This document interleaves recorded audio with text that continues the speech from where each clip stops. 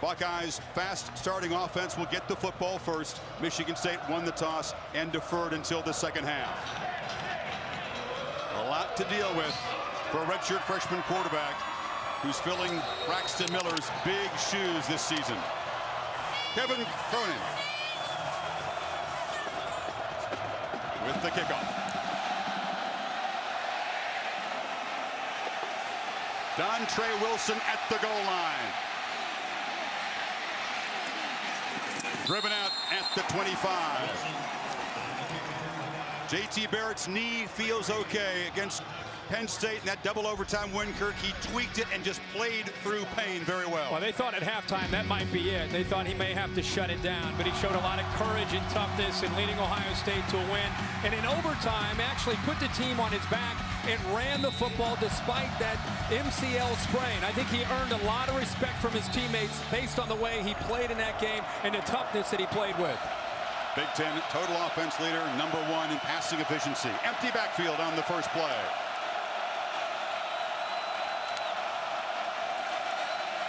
Barrett rolls, short throw, near side. Catch made by Devin Smith, who's the big play threat. A gain for a first down. Tonight's Chick-fil-A impact players, Kirk. Well, you start with Taylor Decker. A big night for the Ohio State offensive line. The only starter from a year ago has to provide leadership and give JT time. Dontre Wilson, you'll see him tonight, and the Michigan State defense will put a lot of pressure on him. They fake it to Ezekiel Elliot. Barrett comes out firing. Completion again to Smith. In 2 plays, the Buckeyes are in Michigan State territory. Well, Ohio State on the aggressive here early with the first couple plays. They moved the pocket on the first play. Here attacking the mid-range of the Michigan State defense, and that's something that they feel that J.T. Barrett has a very good feel for against this style of defense from the Spartans. Another throw. Barrett far side, this time batted down. Ohio State has scored in its opening possession 6 consecutive games. Marcus Rush, Ohio native from Cincinnati Moeller, 4th year that he's been playing for the Spartans, got his hand up on that football. When you can't get the pass rush to a quarterback, you got to knock it down. That's what he was able to do there. But the Buckeyes, again, aggressive with the quick throws against the man-to-man coverage from the Spartans. A flag. It's a free play. The Spartans jumped into the neutral zone, but Barrett escapes and darts inside the 42-yard line. It looked like Joel Heath, 92, may have jumped a little bit early. It's a very good Michigan State defensive front. Defensive ends, you mentioned Rush, Shalik Calhoun, their job to contain Barrett on those zone read plays. That's right. Offside. Defense. 5-yard penalty. 2nd down. The defense is so eager in the early going. Yeah, you know, one of the things about playing on the road in an environment like this, it's tough to play against a defense that thrives on creating pressure and confusion, is take the fight to them.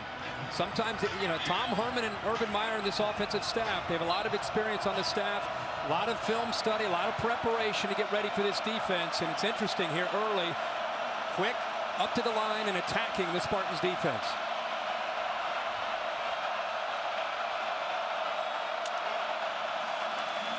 Second and 5 play. Barrett looks far side. Another accurate dart just short of the first down marker is Michael Thomas, top receiver on the team. When you play Michigan State, it puts a lot of pressure because of how much man-to-man coverage that they play. The receivers got to be able to get separation, meaning Michael Thomas, Devin Smith, Dontre Wilson, Jalen Marshall, Evan Spencer. You see a lot of defensive backs in their face. Pat Narduzzi's adjustment to this up-tempo is he's tightening up his coverage. There's Pat tightening up his coverage and taking away the cushion from the receivers. How about this look, Kirk? Empty backfield on 3rd and a half yard. Hiram, the tight end, motions in. Barrett with the keeper.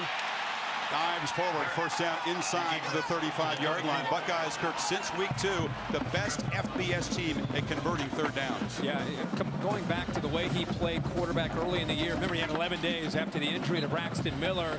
He was indecisive. He was hesitant when it came to running the football. How could you blame him? He hadn't played in 2 years. He had 4 new offensive linemen. Such a different runner from the middle of the season on, making quicker decisions and just getting enough yards to be able to move the sticks and showing some physicality now when he runs. Evan Spencer comes in motion, whistle before the play. The left guard there, Billy Price, might have been leaning for Ohio State. Ball start. Offense on the 65. 5-yard penalty, first down. We'll talk about this offensive line for Ohio State, which had to replace 4 starters. He struggled early in the season. They've been getting better as it's going on. Well, think about what they lost from a year ago. A lot of experience. Taylor Decker, 23 starts, was on the right side last year, moved over to the left. But Price, Bourne, you have Elfine, Baldwin, all these guys making their first their first year as a starters.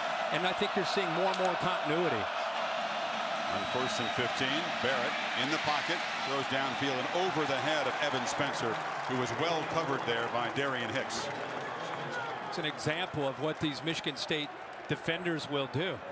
We've called a lot of games with Pat Nardizzi and Mark D'Antonio, and I really believe nationally they set the bar with this scheme, and I think people were starting to copycat what they do, and it's just very different from everything you see in this era of offense. You come to East Lansing, it's about the defense, it's about being aggressive and literally begging you, daring you to try to beat them in man-to-man coverage. They're very good at it.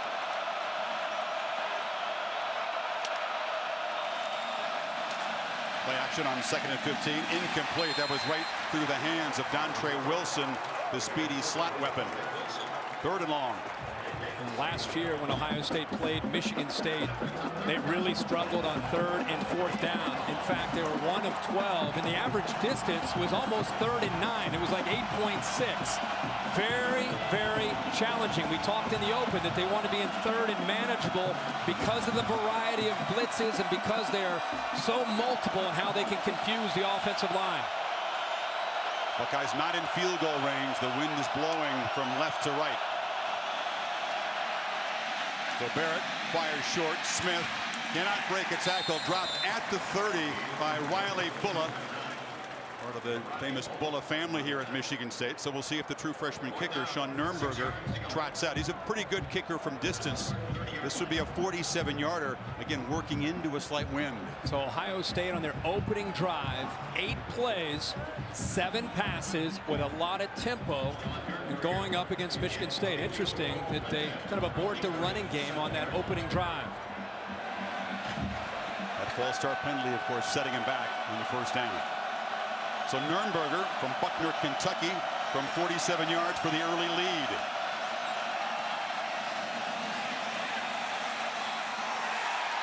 Just short. It was on the edge of his range. Kickers have a better time kicking left to right than this direction tonight. Just short. Yeah, literally about a yard short from hitting the crossbar.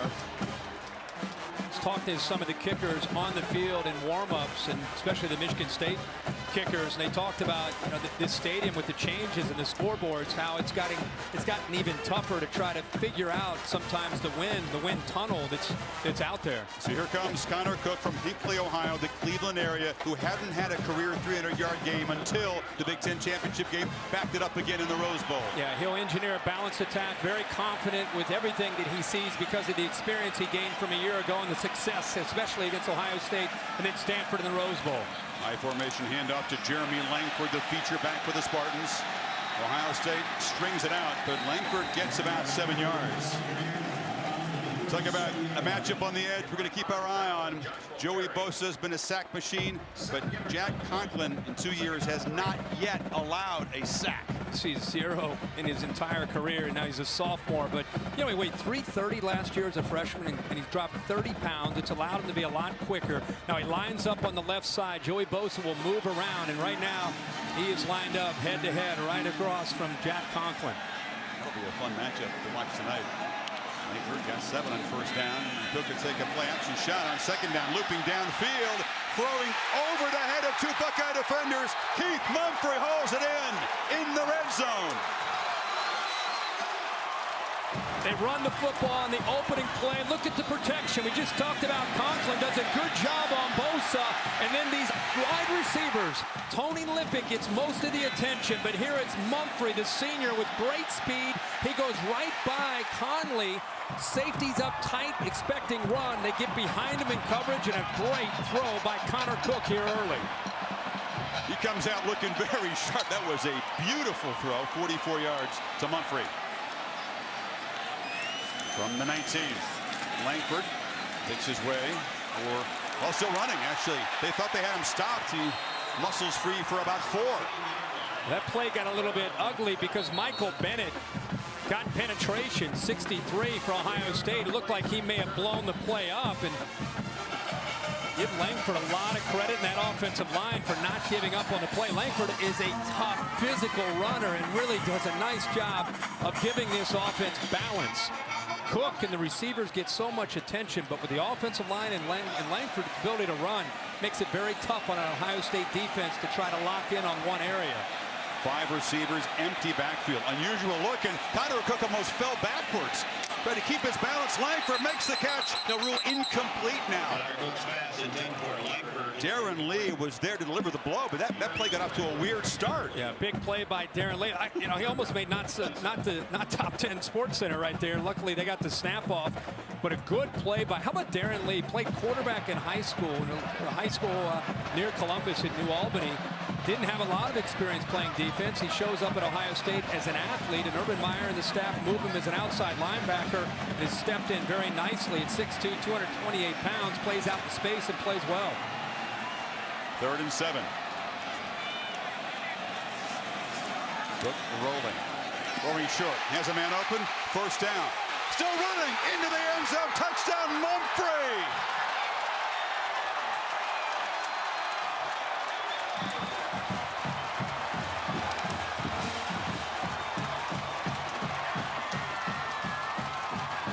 An Ohio State defense that never misses tackles. Missed one here. And Mumphrey has a big opening drive. He fights through a backup corner, Garrett Conley, and into the end zone. He had the big reception to get the ball deep in Ohio State territory. He was in motion there. Conley could not stay up with him. And a nice throw again by Connor Cook. And a first drive is the way Michigan State want to set the tone in this hyped-up football game. Mumphrey, a senior who had 10 catches all season coming in, makes the big catches, set up this touchdown reception. He sure did. And Chris, they put him out in motion. You can see Conley, a freshman, trying to make a play. He was slow to get there to begin with. Mumphrey, I think, recognized that, and instead of giving up on the play, lowered his shoulder, and he puts the Spartans up by a touchdown here early.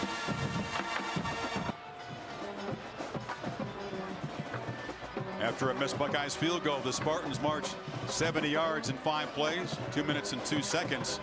Connor Cook to Keith Mumphrey. The play that sets up the touchdown and the one that finds the end zone. So Michigan State, which jumped to a 17-0 lead against Ohio State in the conference championship game, on top here again quickly. Dontre Wilson from the 1. Hurdles a man. Nice return out near the 30-yard line, Kurt. Go back to this touchdown with Mumphrey, who goes in motion right here. Now he's got a freshman, Garrett Conley, on him because Eli Apple right now, the starter, is out. You see he goes back. Now he's got man coverage. Conley's already behind him, but right here, Lippitt does a good job of kind of using a screen to give Mumphrey a little bit more room to be able to get out into the flat, and then that's just raw toughness there by Mumphrey to go over top of the freshman Conley. But Conley's in this game because Eli Apple, the starter, number 13, has a hamstring that he's dealing with and is on the sideline. So not only is a starting nickelback Reeves out, but now also a starting corner Apple out of the secondary as well. Ohio State's defense missing just 32 tackles all season. That's the fewest among all Power 5 teams, but a big missed tackle by the freshman. So Barrett now in a 7-0 hole, flanked by Ezekiel Elliot, who gets the pitch and gets the corner. Outruns Calhoun, finds the sideline out near midfield. So Elliot, the sophomore from St. Louis, a nice game. And there's man-to-man on the outside, and a great call here is the speed option. You get the ball to the outside, see the corner staying with the receiver. Now you've got an alley around the corner, and you can see with Elliot, at 6 feet, 225 pounds, he's got great speed to be able to get to the edge.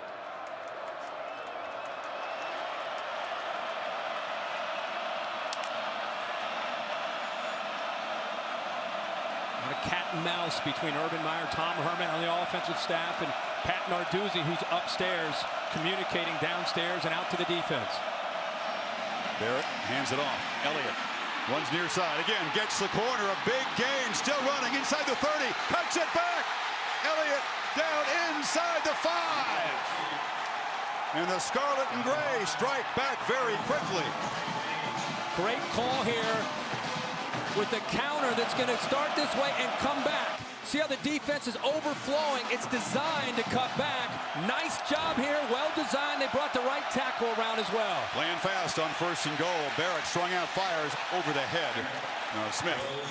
So 2 running plays by Elliot, and Ohio State very quickly threatening. Well, you remember in this game last year, Braxton Miller and Carlos Hyde as a combination gave this Michigan State defense fits. Now, J.T. Barrett doesn't have the explosiveness that Braxton brings to the running game, and a lot of people wondered who would replace Carlos Hyde this year. You have a true freshman, Curtis Samuel, made a start last week against Illinois, but Zeke Elliott, this is his kind of game against a physical Spartan defense, and he's off to a great start. With the freshman from Brooklyn, Samuel is in the game now to the right of Barrett. 1 second and goal. Quarterback keeper, design run, and Barrett scampers into the end zone. Ohio State answers in 4 plays. In a championship type of atmosphere and game, you get down on the road 7, you're going to find out what you're made out of, and J.T. Barrett steps up and leads Ohio State down to a potential game-tying touchdown. And how about the true freshman? You talked about Curtis Samuel, checks into the game, pivotal block to allow him to get around the edge and into the end zone. Talked about the defensive personalities for both teams as Nuremberger ties the game at 7, but both of these offenses capable of both scoring very quickly. Ohio State, excellent special teams, a huge emphasis for Urban Meyer. Kyle Clinton to kick it away. A boot deep in the end zone, there'll be no return. He's a junior who will get some attention. Intends to sort of come back for his senior year so far, that's his plan anyway. Lane for the 1st down carry, center step, gets the edge and sprints out to the 44-yard line. You said gets the edge. It's because of a great block here by Paul Lang, 83. See how he sets the edge there. He's able to overpower Steve Miller. And for Ohio State, again, so much talk about Connor Cook. They better be able to get physical. And with Eli Apple out, continue to watch 19, the freshman, Gary Conley. Looks like Apple looks like he's now back into the game, actually. Urban lost his headset there over there. Apple's back into the game now at the bottom of the screen. Here's a 1st down throw. Cook pressure, just does get it away. Incomplete. Darren Lee, the linebacker, got there quickly into the quarterback's face. Only sacked 5 times all year. It's the biggest difference that you see now with Chris Ash as helping out as a co-defensive coordinator. They blitz 43 a lot. He's almost as active at getting after the quarterback as Joey Bosa. He has 3.5 sacks. He's physical. He's known as one of their blitzers. Again, he's probably a safety that's up playing as a linebacker. Can Cook make the Buckeyes pay for blitzing? He's very, very good when opponents try to pressure him that way. There's a handoff in motion. McGarrett King's a receiver into the backfield. A flag comes down as he's knocked down at the 46. So you may have a hold there by Travis Jackson, left guard. Holding. Offense on the 63. 10-yard penalty. 2nd down. Jackson, one of 27 Ohioans on this roster. Cook and a couple of offensive linemen. Plenty of guys on defense. Extra inspiration whenever they face the Scarlet and Gray. The interior of the Michigan State offensive line has their hands full. We've talked so much about Joey Bosa and even Darren Lee, but you've got a couple of veterans with Michael Bennett and Adolphus Washington. So these guys have played a lot of football. Jack Conklin kind of leads the way. Jack Allen in the middle.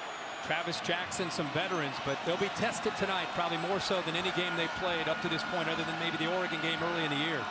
Right tackle Parks from Cincinnati. On 2nd down, Cook has good protection, delivers a strike, now incomplete. That's a rare drop. Eli Apple was defending on Aaron Burbridge, but Michigan State coming into this game only 4 drops all season. And how about the, I don't know if this is considered a drop or as much as Apple there to be able to help encourage the drop, but this is something to keep an eye on for Ohio State. Apple's trying to go. He's been out early. Michigan State's taken advantage of it, but Eli Apple, a freshman from New Jersey, trying to tough it out and play corner. The other thing you're seeing right now is Duran Grant is following Tony Lippett, the top receiver from Michigan State, all over the field, whether he's to the left or the right. He's to the left this time, Kirk, top of the formation, number 14 in green. Cook has protection, fires a strike near midfield. Flag down again near side. Right at the line of scrimmage. Legal formation. Offense. So a couple of penalties on Michigan State's second possession, making things complicated. You got to get all the way to the Ohio State 48 to make a first down, and they're being marched back. More than 4 players in the backfield. 5-yard penalty, 3rd down. They're very good on 3rd and long, this counter Cook, but I don't know about 3rd and 25. No, and you know, the Ohio State defense right now, it's interesting to see their approach. I think they want to put pressure, but you get a team to 3rd down. Now it's about just trying to get the ball back to J.T. Barrett. But with a veteran like Cook, you don't ever want to let your guard down here and just assume it's a draw or a screen.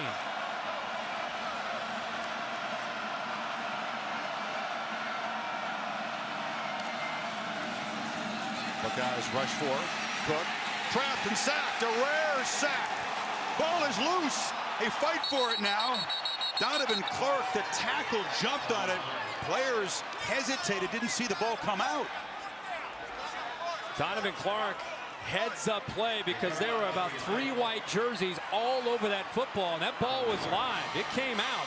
Chris, you talked about it. You don't see this very often. They get pressure with 4. Joey Bosa's there, but like I said, Bennett also, the ball comes out. It looked like before his knee touched. There's 2. There's Bosa's there. Steve Miller. Darren Lee got his hand. Darren Lee's right hand punched it out of there, but that ball is live. Bosa's sitting on the ball, but it continued to move around. The Spartans give up a rare sack, but dodge a turnover. Jalen Marshall is back. Ball bounces in traffic. Now there's a scrum at the 33.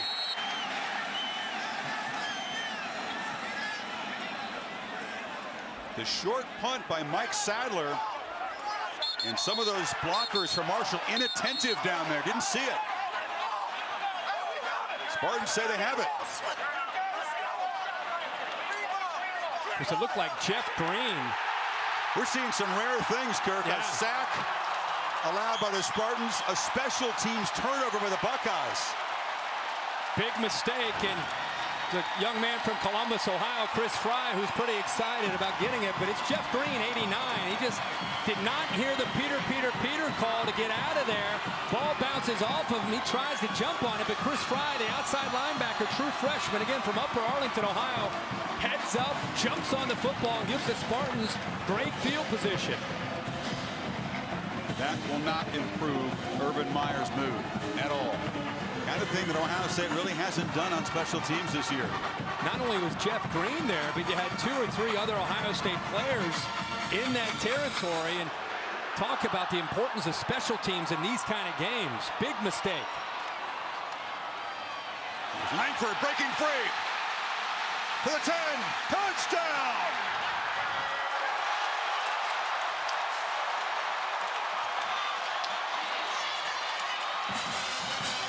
Yards for number 33. Turnover quickly cashed in.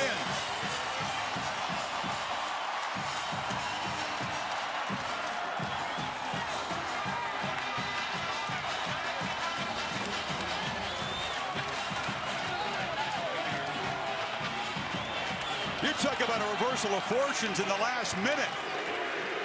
Ohio State could have had a turnover in scoring position, fumbled a punt, and suddenly the Spartans back on top. Wow. But the Ohio State defense thinks they... 3 touchdowns in about 6 minutes here. Kirk, Spartans back on top after the fumble punt. Yeah, we come into this game, it's cold, it's wet, it's damp. You're thinking, okay, this is going to be a low-scoring game, and these 2 offenses have come out making some big plays and some miscues and some opportunities. We've got points up on the board. Langford is 11th rushing touchdown of the season. With a big night, he could go over 1,000 yards. There's a low kick, bounces around, fielded finally by Wilson. Dontre Wilson loses the ball again. Ohio State covers it, but nearly another special teams disaster for the Buckeyes. Can't even imagine Urban Meyer if that would have been recovered by Michigan State. Cam Burrows got it after Wilson again had the ball just punched out, that time by a helmet. Yeah, helmet on the football. Ball is loose. Ohio State fortunate to jump on top of that. It is Cam Burrows. Only 5 fumbles lost for Ohio State coming into this game. Very nearly a second one.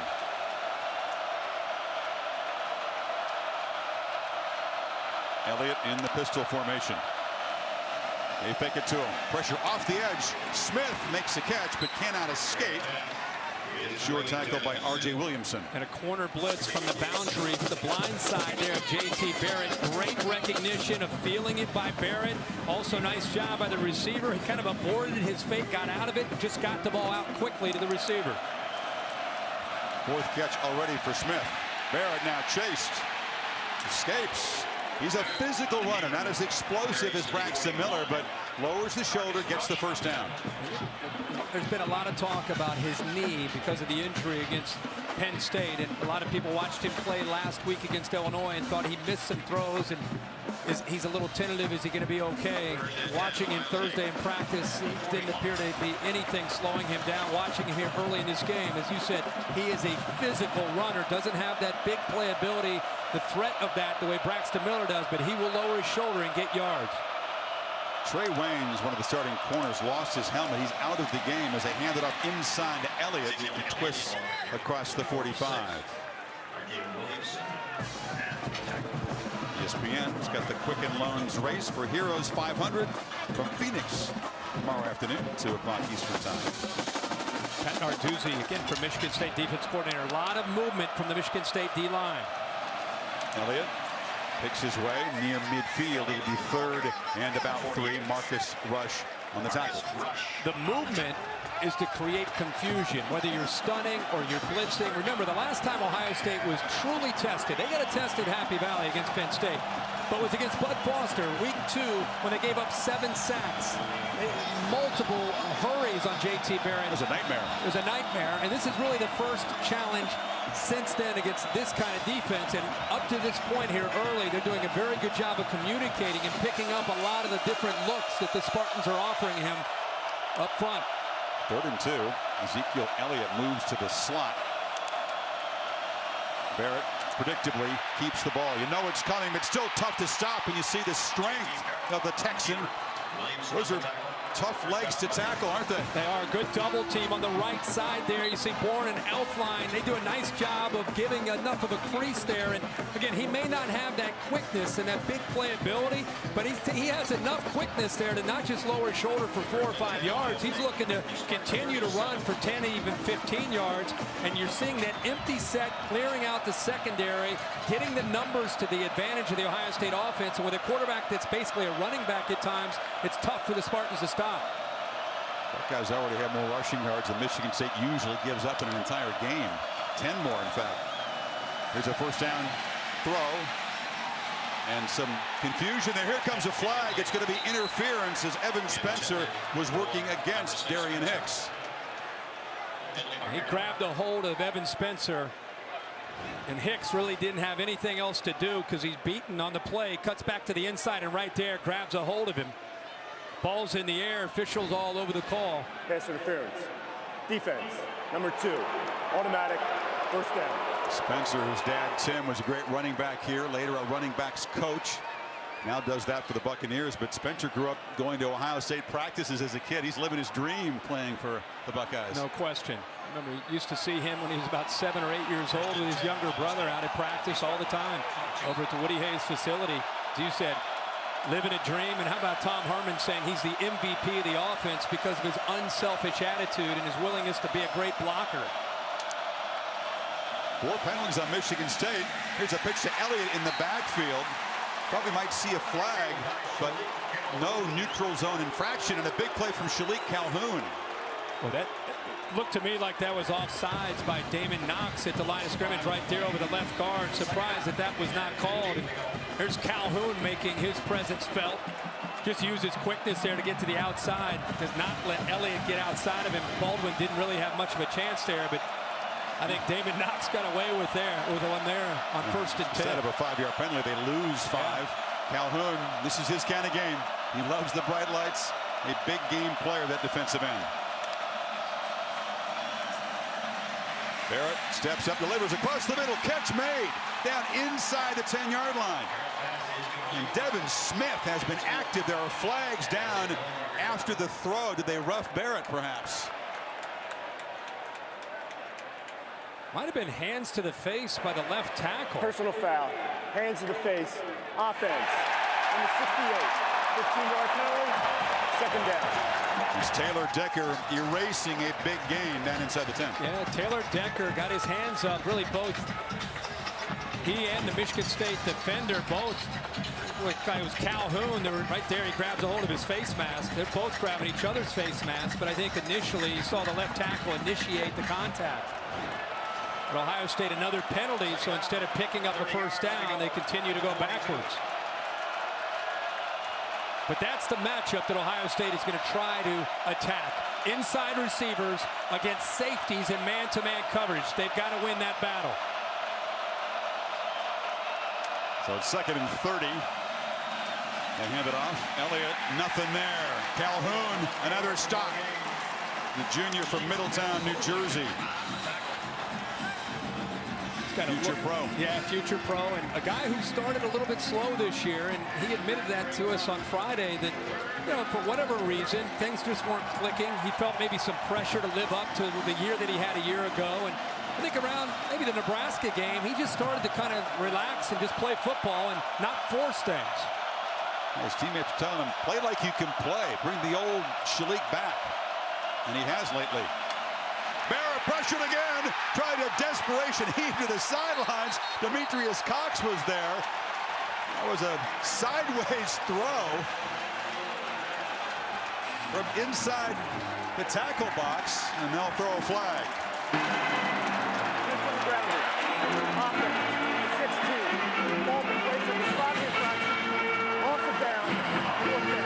Ohio State had a first down at the Michigan State 22 and kept moving back to their own 45. And here is the pressure. They just overload the Ohio State left side, who you can't see is coming from the outside with Demetrius Cox. The back, Elliot can only pick up one of them. The Ohio State offensive line slides to their right instead of to the left, and Elliot had to try to pick up 2 blitzers for Michigan State. I think his knee might have even been down before he threw the ball away. On the run, Cameron Johnston, the Aussie who does this as well as anyone. Buckeyes down at the 6-yard line. Busy night. Chris, we'll count on you to keep us posted. All these games, of course, interconnected in this playoff chase. A month from tomorrow, the final bracket is revealed. So Spartans are backed up as the Buckeyes down the punt. And Langford is trying to get yet another 100-yard game in conference coming in. His streak is 12 in a row. Florida State pulling ahead of Virginia now by 15. How about LSU? Is there a more improved team from a month ago? No, not at all. You talk about the connection of all these conferences with the playoff rankings. In this stadium, they have these big jumbo screens. They're showing the end of the Auburn game.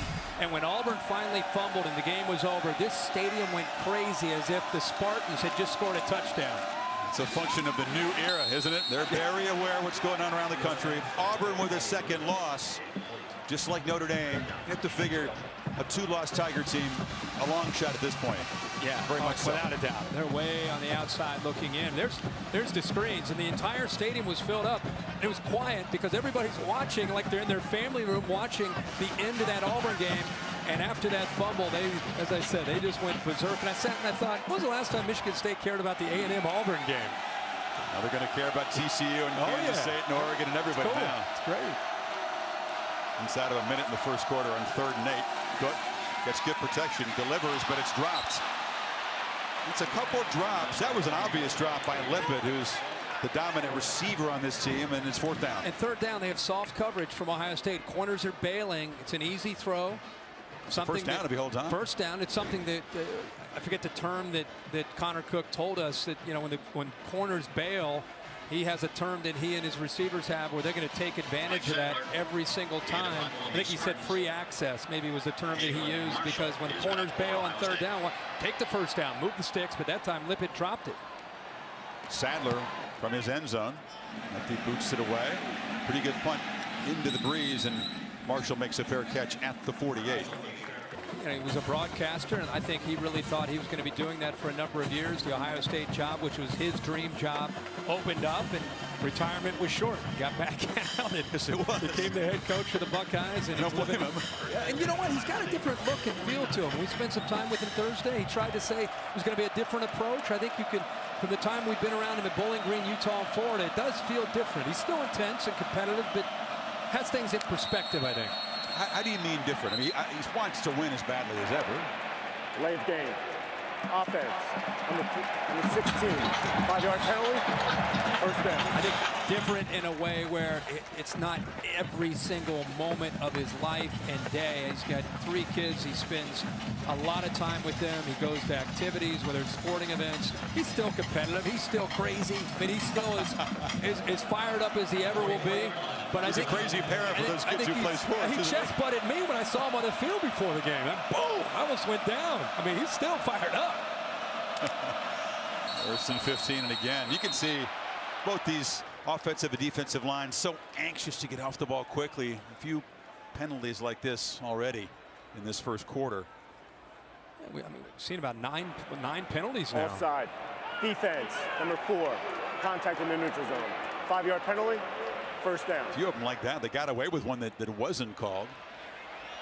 These big games, miscues, whether it's turning the football over, penalties. Think about that penalty after that nice pass Ohio State had deep in the Michigan State territory with the hands into the face, personal foul that was called back. Could be the difference in a game at times. Back where we started, first and 10 at the 49, and another flag and a whistle comes in. False start. Offense. Number 15. 5-yard penalty. First down. Fellas, let's control the adrenaline out there. Well, I think the speed of the game. Remember, they've been playing Illinois and Rutgers and Maryland. The speed of the game is very different. And I think that time it was just a simple fact that Zeke Elliott knew he had to be able to pick up pass protection, and he started to lean a little bit and cheat a little bit. There's a little bit of a different tempo right now for both these teams that they're adjusting to compared to the rest of the conference that they're used to playing. Barrett wrapped up, dropped. Joe Heath, the tackle, got him. His first full sack of the season. Well, he should give an assist to Malik McDowell because he ate up a double team on the right side and it makes it one-on-one for him against Billy Price, and he just uses power with his shoulder but also quickness to go right by him. That's the thing with Joe Heath. At 6'6", 290 pounds. He's a big man, but has great quickness in the inside for the Spartans pass rush. He's another Ohioan from Cincinnati. That's a imposing, good-looking off the bus defensive line for Michigan State, isn't it? Already impacting things in this first quarter. 14-7 for the guys in all green. Back after this message. 14-7 our score. Michigan State on top. We begin the second quarter. An eventful, if somewhat sloppy, first quarter as the teams try to settle down, flush out the nerves, get used to this fast tempo, as you said, Kurt. Very strange first quarter where Michigan State has 14 points and Connor Cook has 2 completions, both to Keith Mumphrey. Lippett doesn't have a catch yet they have 14 points. Ohio State running the ball well in the first quarter, but it's first down throw for Barrett. Delivers far side, diving play made at the 45. That's Michael Thomas. Ohio State has a lot of respect for Trey Wayans, the corner into the boundary, number 15, but they're going to have to try to make plays against the sophomore from Solon, Ohio. May take another peek at that. Darian Hicks. Time Thomas against Hicks to the field is where Ohio State's so far trying to make a lot of completions. That against the safeties. Thomas is the nephew of Keyshawn Johnson. His dad is Keyshawn's brother. Of course, comes from Los Angeles, and they'll now stop to see if Thomas held on to that football. He's trying to grip it as he fell to the ground. Previous plays on the further review. The row in the field was a completed pass. This is as good a look as you're going to get.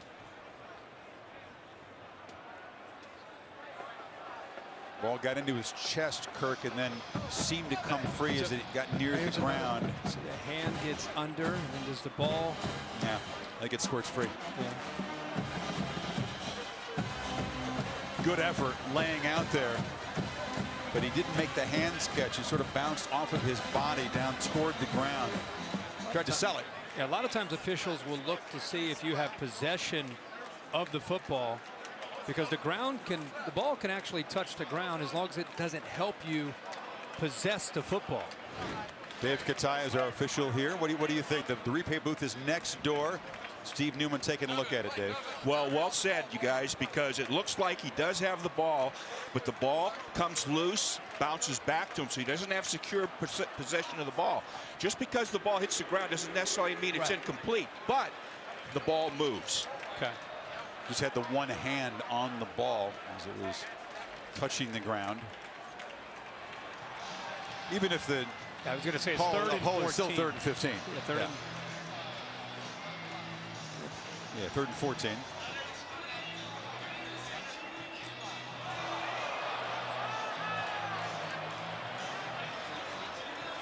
They do show the replays in the stadiums now around the country, and the crowd here is pretty convinced that that was incomplete. But they may not be completely unbiased. Except for maybe 8% of the stadium.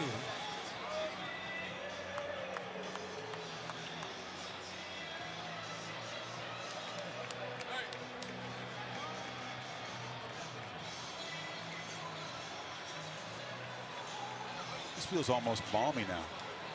I felt good this morning. No coat and game day. It's one of the first real opportunities to get in the Midwest After to feel further that review, football weather. rule in the field is that an incomplete pass, the ball be placed at the 36-yard line. It's 3rd down. Please. So a call of catch is overturned and move the ball back to the 36. It makes it a really long 3rd down play, 23 yards now. Completely different call, obviously, from 3rd and 14, where you have a shot, to 3rd and 23 against this defense, which is 3rd in the nation. The 3rd down defense, only giving up 26% of the chances on 3rd down.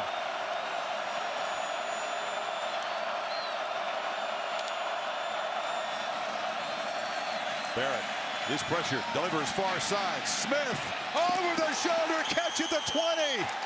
And they convert on 3rd and a mile. What a throw. The placement by the football here by J.T. Barrett. He just drops it right over his shoulder to the outside. Look at Hicks. I'm surprised he didn't jam him, try to make him work to get around him. And if you want to try to run stride for stride with Devin Smith, you're not going to win that battle very often. He's the fastest player on the Ohio State roster. Didn't get challenged at the line of scrimmage. And the ball, the way it was thrown away towards the sidelines, gives Smith a lot of credit for waiting to get to the outside and let the ball come right down to him. It's a wildcat look as Jalen Marshall, number 17, comes into the game. Play clock at 4. Runs right. Jalen Marshall squirting down inside the 10. Here's a wrinkle we expected to see. Jalen Marshall played quarterback in high school at Middletown down in the Dayton, Cincinnati area. Was a great dual threat quarterback. Plays now the H position here behind Dontre Wilson, but comes in, goes back to his old roots here as a quarterback and a threat to throw it as well.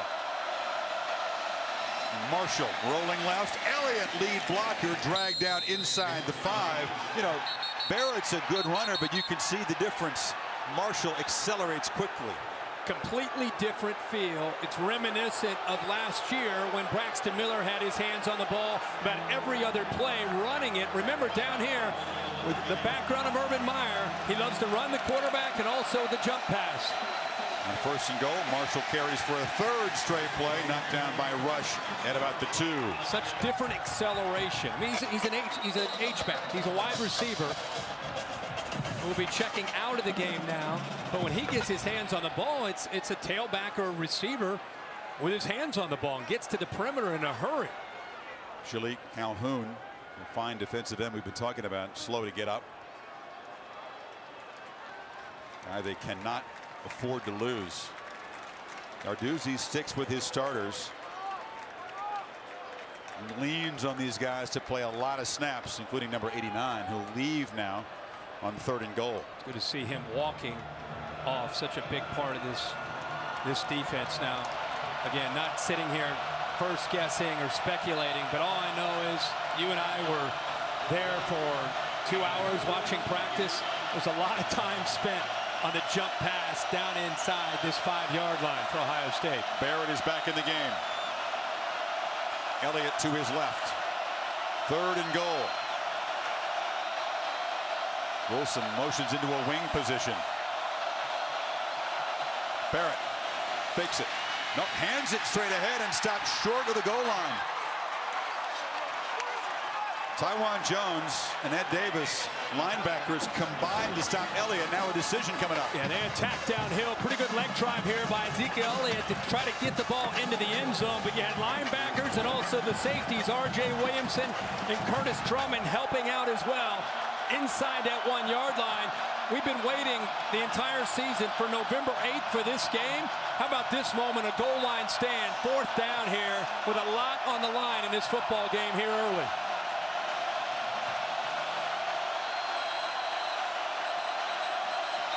A lot of shifting, and the play clock was winding down. Urban Meyer sprinted down to call time. Ohio State took the ball at midfield. They've driven it to the 1. Now right into the teeth of Michigan State's student section. Urban Meyer, after a timeout, has the offense on the field. Going for the touchdown and the tie.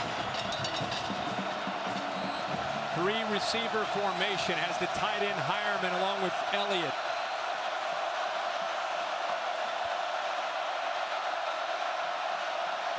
Elliott motions out now.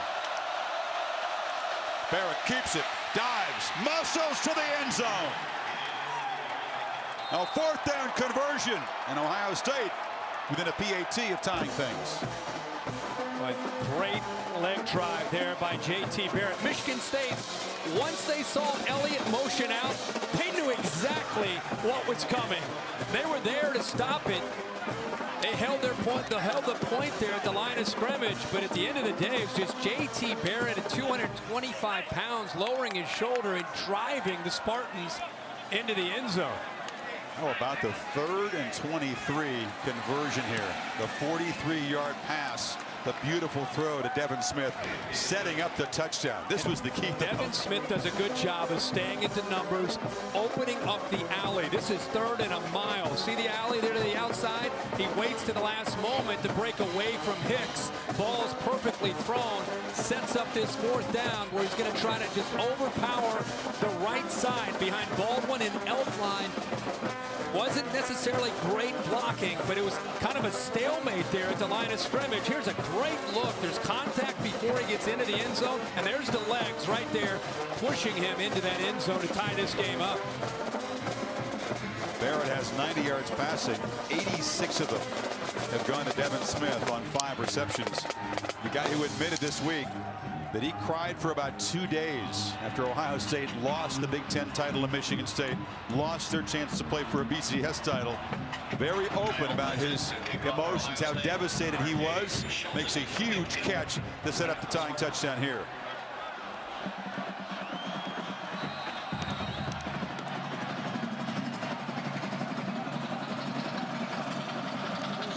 Clinton did boot it away.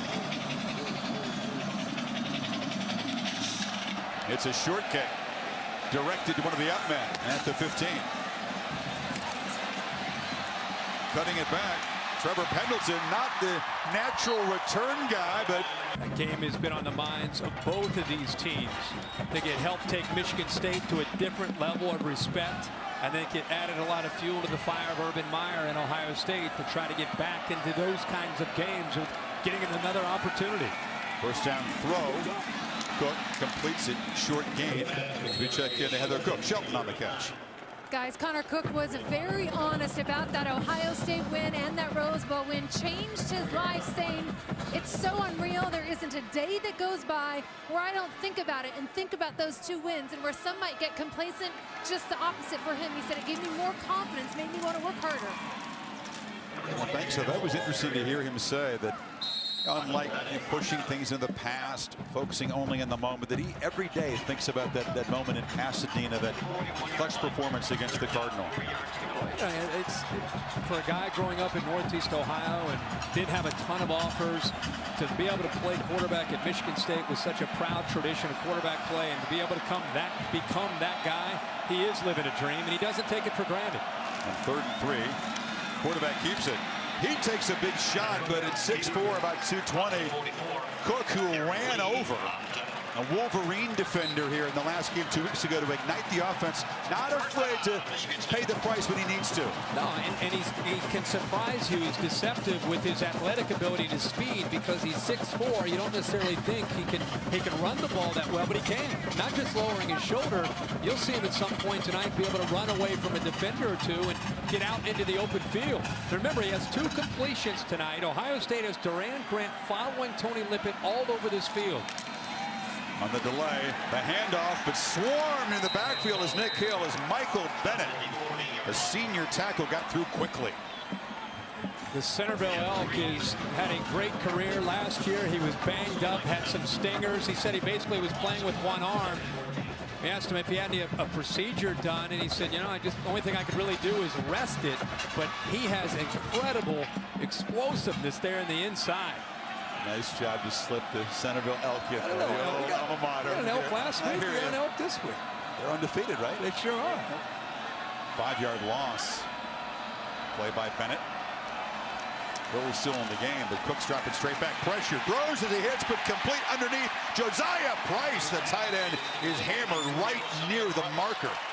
First catch for Price. Nice job by Price, but how about Connor Cook? Here's the toughness, looking down the barrel here. Washington is closing in. He beats his man. He's about to get a sack.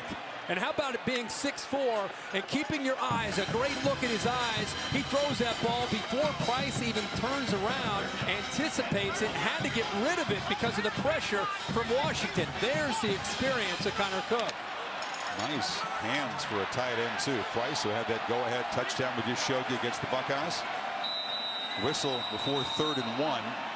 Looks like Dino called that from the sideline. Michigan State, first of the half. Be a full charge. Timeout.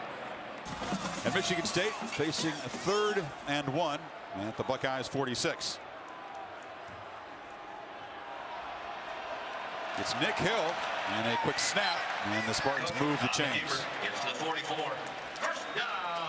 Hill comes into the game, not Langford, and snap it quickly. Change of pace when Hill comes in, different style of back. But we did touch on, and I think it's interesting, that Duran Grant is following Tony Lippett. Remember, Ohio State usually plays a boundary and a field corner, but because of the respect they have for Tony Lippett, who's one of the best receivers in the country, definitely in the Big Ten, they have Grant just following him all over the field when he is in the game. Now in the game, Delton Williams, the sophomore tailback, his first carry of the night. He falls forward for a nice gain. Not quite as sure tackling Ohio State defense so far, Kirk, as we're used to seeing this year. No, not at all. That time he carried Darren Lee with him for about another 5 yards after the initial contact that Lee made on him. Different feel. I mean, Langford is a slasher and a veteran guy who has great vision. Nick Hill comes in 5'8", about 195 pounds. A little bit more of a guy you want to get out in space. And this guy's a load here. 230 pounds. And as you saw right there, he just lowers his shoulder. Still in the game. Langford is back. He motions out to the right side. They hand it again to the physical young back who just hammers forward. First down at the 31. And right now what they're doing is Bennett is getting such penetration that they're trying to use that against him. He gets upfield. They're now using their offensive lineman just to let him go upfield, and then the backs are cutting up underneath of it. That means when that happens, the linebackers, right now you have a true freshman, Raekwon McMillan, also Darren Lee and Josh Perry. They've got to close in when they undercut the Ohio State defensive line like that. First down, this is Williams again. Delton Williams just hammering through Ohio State's defense.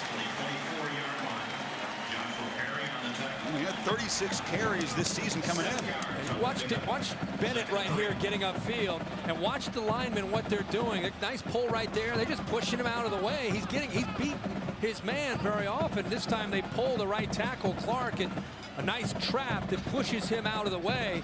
But again, keep an eye on Michael Bennett. He is beating his man, and because of that, they can't block him right now, so they're finding different ways to offset his quickness. Travis Powell just barely able to hang on to a foot there and make that tackle. 7 yards on first down. In motion, Shelton hammered head short with the first down. That time Ohio State's front standing up. There's Raekwon McMillan. Urban Meyer will tell you he was recruited by every school in the country out of Georgia. A lot of people thought he might go to Alabama, looked at Clemson, ended up going to Ohio State, and is the future of the Ohio State defense. He will become the face of the Ohio State defense, playing more and more for the veteran senior Curtis Grant, but he's a difference maker in the middle for the Ohio State defense. He really got 4.5 tackles for loss. He does not look like a true freshman, does he? No, not at all. 240 pounds. Langford back in the game. It's an option look. Cook fakes it, picks his way, dives for a first down. So for the third time on the drive, Cook moves the chains with his feet. Yep, does a nice job of following his blockers. Cody Keeler is in here, 79. He's just going to follow him out here, and then he's going to become just patient. Watch how he just kind of lets this play develop. Waits, he gave a little bit of a ball fake there to get Darren Lee out of position, but there's the nifty feet from Connor Cook.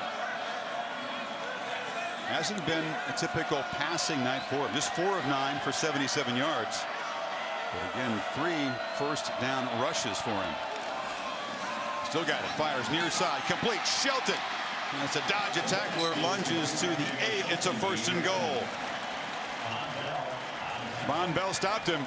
But the Spartans playing with tempo themselves, threatening to take the lead again. A little bit of confusion, I think, in the Ohio State coverage. Darren Lee kind of came up, shrugged his shoulders, looking over at Eli Apple, and maybe not quite on the same page, but it's a matter of time with Connor Cook and his group of wide receivers. The Buckeyes have done a very good job of containing them up to this point, but at any moment he gets into rhythm, they become explosive on the passing game to offset the pressure on their running game. Connor Cook keeps it again. Kind of pinballs down inside the 5. Still running. Quarterback muscling down to the 1. Cook showing the strength, pushing the pile backwards. How about the spin move? This guy's from Northeast Ohio, playing the Ohio State Buckeyes. He beat them last year. He knows that they want revenge. He's got those legs driving. He's trying to take it all the way to the end zone. He is leaving his heart literally on this field tonight. A little spin move here. Initially at the contact, he doesn't give up on that play. I thought he might be down there, but he just continued to carry Buckeye defenders all the way down to the 1-yard line. Wholesale subs as the Buckeyes bring in fresh troops for that line on 2nd and goal. Langford barrels into the end zone. Spartans reclaim the lead.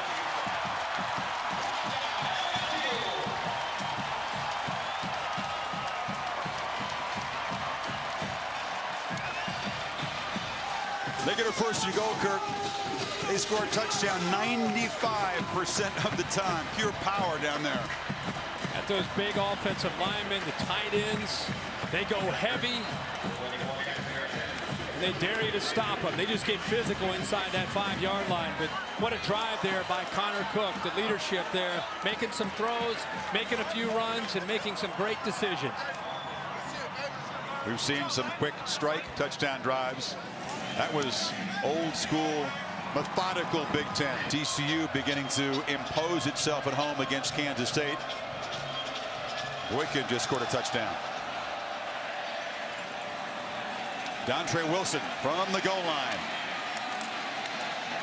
Knocked down short of the 20. Ball comes out again. Another special teams fumble by Ohio State. And the Spartans are set up. Monty Nicholson made the recovery. What's going on with the Buckeye special teams? Dontre Wilson is not taking care of the football. There's initial contact right there. He's still up. Looks like Chris Fry again involved in knocking that ball loose. 23's there. There's the initial contact. And Dontre Wilson, who's undersized as a return man, doesn't get down and protect the football, and the ball's on the ground again, and the Spartans take advantage of the opportunity. 2 turnovers now for Ohio State.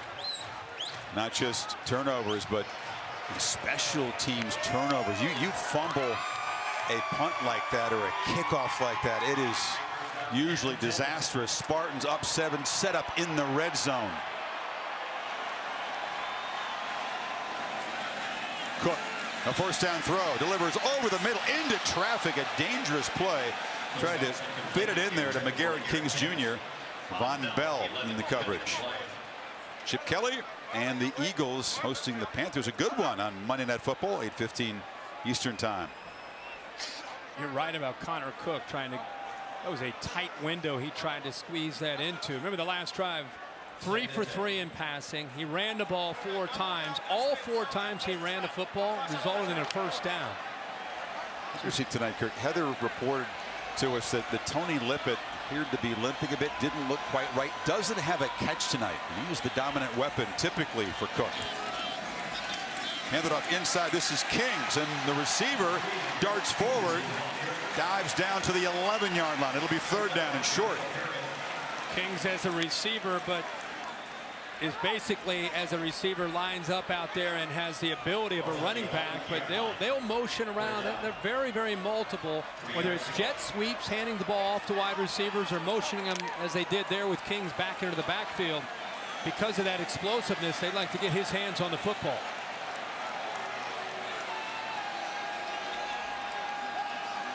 Mumphrey motions in. They hand it coming back this way to Langford. First down and touchdown. Flag is down, though. The flag is down at about the 13-yard line. This may come back. Yeah, it's a hold by Jack Allen, the center, who was pulling around the left end. He got a hold of the corner, Eli Apple. Holding. Offense. Number 66. 10-yard penalty. 3rd down. You don't see centers polling very often, but Jack Allen has that kind of athletic ability. Usually very, very sound and does a great job. Here he is right here. He's going to pull around, and this is the man that he gets locked up with, Eli Apple, who's trying to contain the play and not let the play get to the outside. He grabs him around the neck and pulls him down. Pretty easy call for the official. Very well drilled, sure was. Very well drilled offensive line. Mark Staten is the offensive line coach. It's a smart group. Don't often make mistakes like that, taking the touchdown off the board. So it's 3rd and 13. Cook has time, goes to the end zone. Beautiful throw, laying out, trying to make a diving catch was Josiah Price. Crowd wanted interference as Price is slow to get up. 4th down. You know, we talked about Tony Lippett up to this point having a quiet night. But Joey Bosa, haven't seen much of him at all, and it's not just been against Jack Conklin.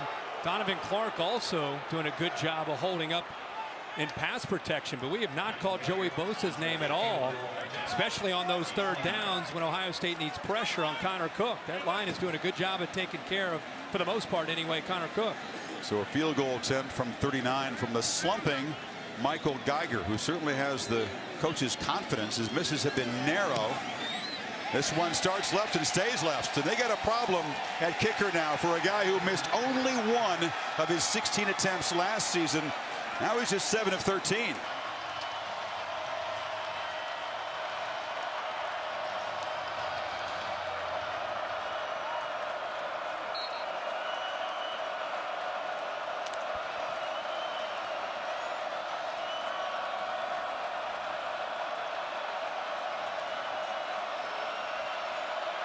Chris, thank you. What a cartwheel play by Boykin. We saw rally to beat West Virginia last week. Barrett, a first down throw on a slant, complete. Running free is Michael Thomas to the 40.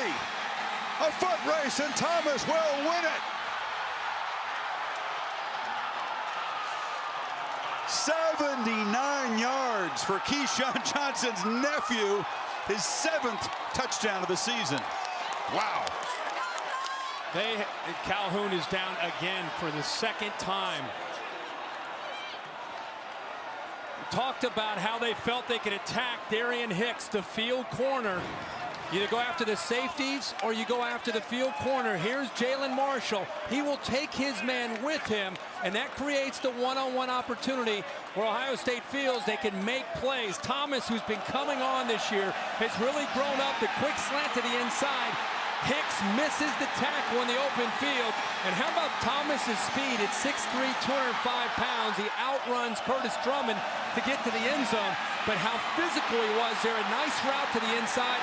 A missed tackle by Hicks, and there's the speed by Michael Thomas. I'm not sure he'll be as good as his uncle Keyshawn, but he is an imposing, impressive-looking guy. 79 yards, Kirk, the longest play the Spartans have given up this season. It's the longest catch for Thomas, of course. Nürnberger a chance to tie things again.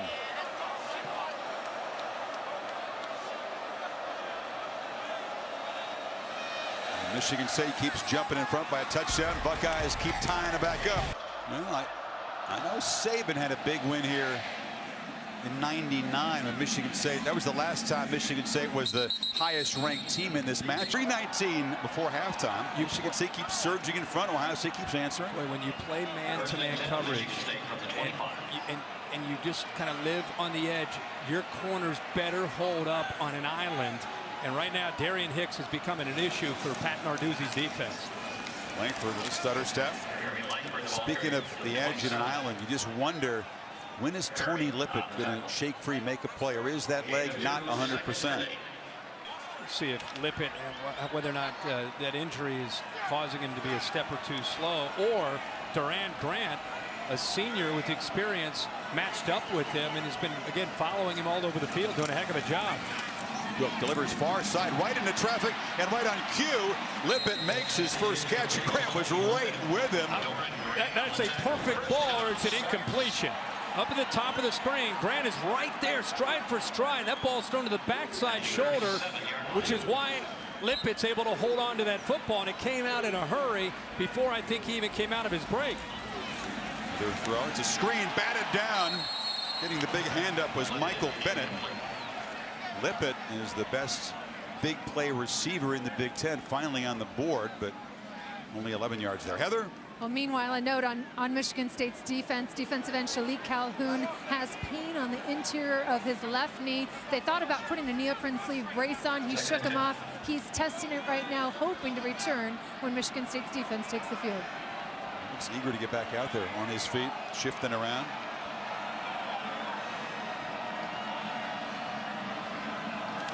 Buckeyes show pressure on 2nd and 10.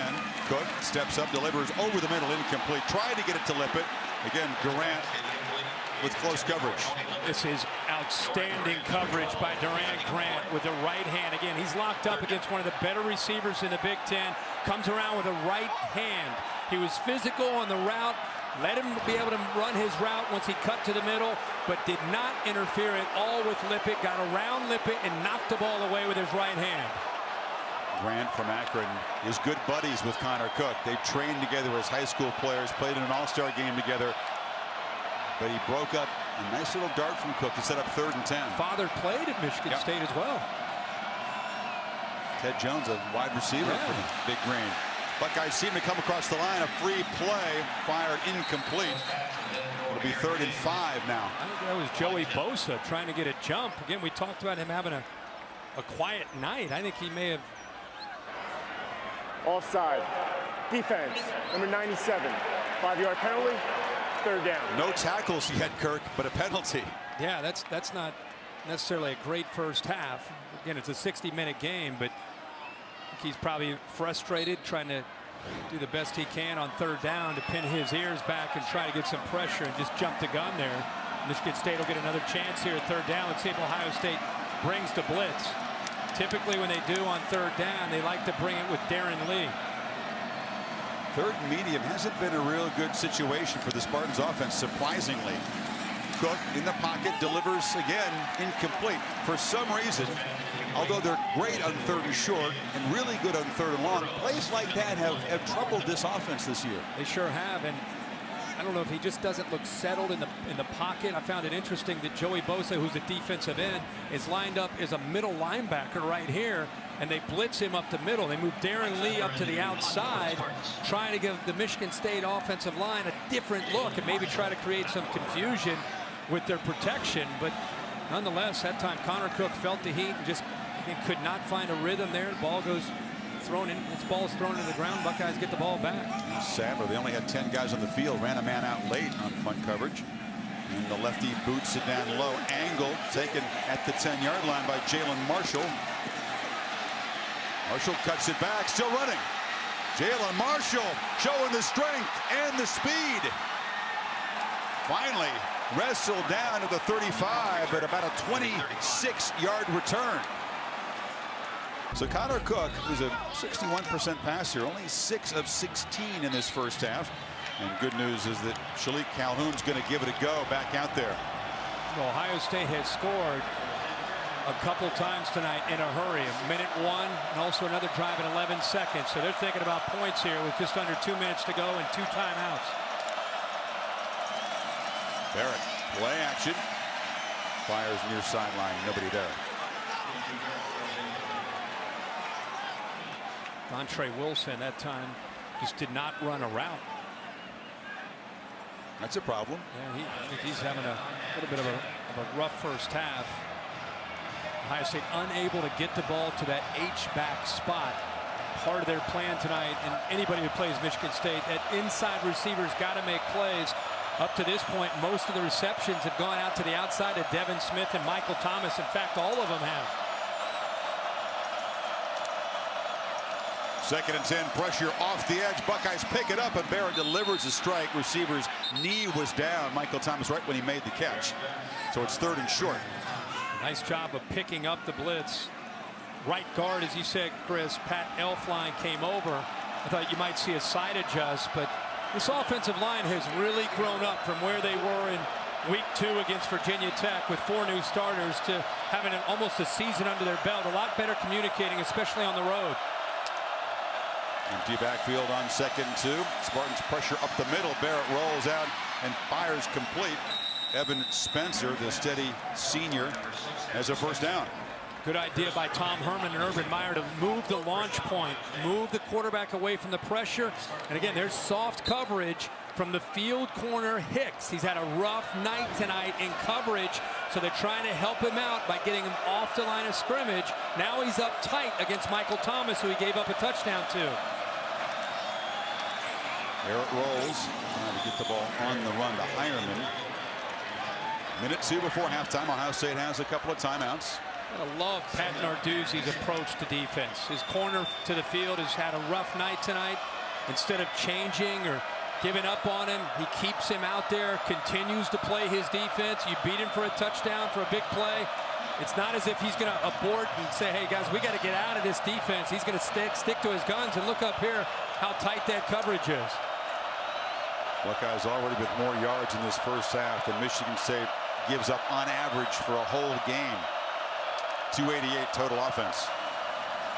Play action. Barrett loops downfield. Throws for Smith. Touchdown!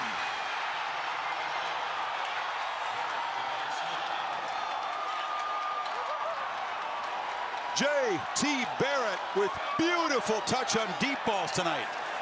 That's what you've got to do against this Michigan State defense. You've got to be able to take some shots downfield, and you got to hit them. Last year in Indianapolis, they had these same shots, and they missed them. Whether it was a drop ball or an errant pass, the way you attack Michigan State against man-to-man coverage is you've got to take some big plays, and a lot of times to the inside wide receivers matched up against the safeties.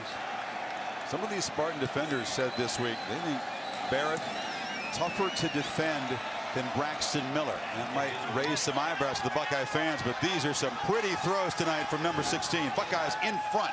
Here's the matchup right here with R.J. Williamson against, again, a fast wide receiver in Devin Smith. He's going to go right by him. The safety will not have time to get over there. And it's a great throw by J.T. Barrett because of the way he uses his eyes to freeze this safety right in the middle. And now he has enough room there for Devin Smith, and the ball's got to be thrown on a line. You can't put it up in the air to give Drummond time to come over. He puts it on a line where Devin Smith, perfect timing with the speed. And again, he's probably the fastest receiver on the Ohio State roster, matched up against R.J. Williamson, who's a safety in coverage. It's by design by Tom Herman and Urban Meyer to get that matchup, and that time they were able to capitalize. What a first half for Smith. Targeted 7 times. He's caught 6 of them for 129 yards. Barrett only has 10 completions, but average 23.2 per completion. A couple of touchdowns. That one was 44 yards. Yeah. They played from behind the whole first half. Now have their first lead. It's a short kickoff. Taken at the 8-yard line by R.J. Shelton, who's wrapped up quickly. Great tradition of receivers at the Ohio State University. That's amazing. You look at these guys, Ohio State, over the years. There's a lot more receivers on that list. My good buddy Joey Galloway I got to throw on that list, but Santonio Holmes, Devin Smith. He's going to pass Chris Carter before he's done this season. Yep. Ways to go to catch David Boston. After the play, personal foul. Michigan, number 22. Half the distance to the goal. Booing in big time for the call and the fact that he said Michigan. Yeah. They won't like that here. No, you don't want to say that. So with 51 seconds before halftime, D'Antonio, he's got the scowl back on the face. Likely to be conservative. They'll get the ball to begin the second half, but boy, some lightning strikes by Barrett to Smith, and Ohio State in front now. JT Barrett, we asked Tom Herman, what would you say now that he's about 9 games into his freshman year? What's his strength? Toughness and accuracy, the 2 things that he pointed out. I think we've seen a lot of that here in this first half from JT Barrett.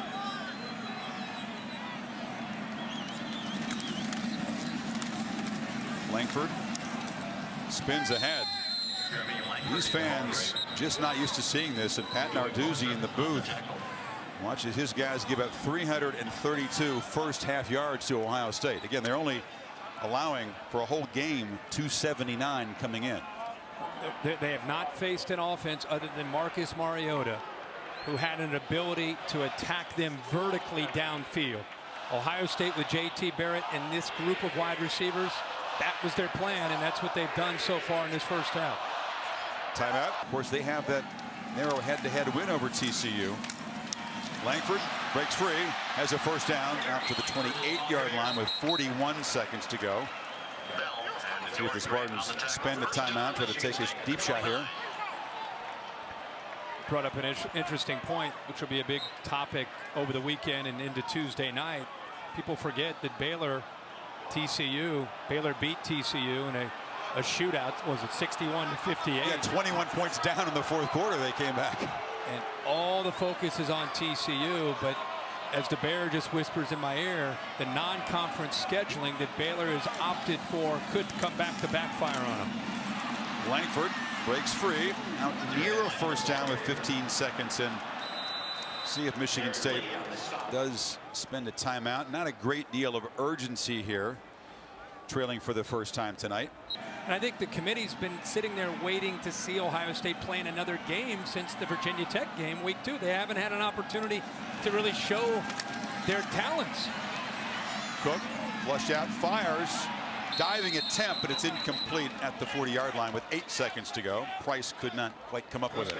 You know, really, for both of these teams, they've been sitting back and waiting for November 8th to go up against a quality opponent to be able to state their case. Winner comes out of this game in a very unique position and a pretty good argument by the time it's all said and done. Perhaps still needing some help, but again, help is arriving every week. You have 3 Ohio State players on the goal line. That's what I call a 3-deep zone. Yeah, they are all the way back there. Let's see if Connor Cook, who's got a tremendously strong arm, tries for a Hail Mary. Lots of crazy things have happened in that north end zone of this stadium. They celebrate them on the wall of the, recruiting center here. Ohio State's 3 defenders have moved up to the 25-yard line, no longer waiting at the goal line. As Cook steps up, delivers, throws it into an open area with 2 seconds to go. Cook went down after he threw the ball. Ohio State actually got some pressure. Just rushing 3 that time. I don't know why Michigan State has the ball at their own 40-yard line. Those guys that initially were all the way back at the goal line. I think it makes a little bit more sense to move them up where they might be in the action there. About 20-25 yards now. Michigan State just shuts it down. So a very exciting first half. 7 combined touchdowns. Ohio State with the yardage edge of almost 100, 332 total offense, averaging almost 10 yards a play. Spartans 7 penalties, including a costly one that nullified a Langford touchdown run. Ohio State surviving 2 fumbles on returns. Kyle Clinton debuted away to begin the third quarter.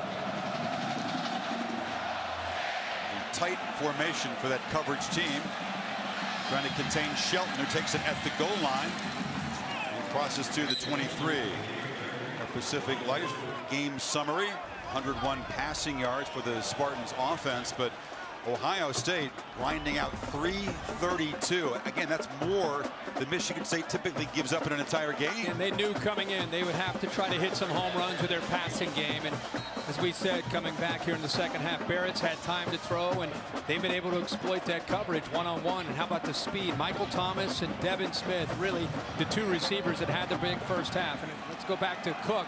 It's about Langford and about balance and trying to slow down the Ohio State defensive line. Langford takes it.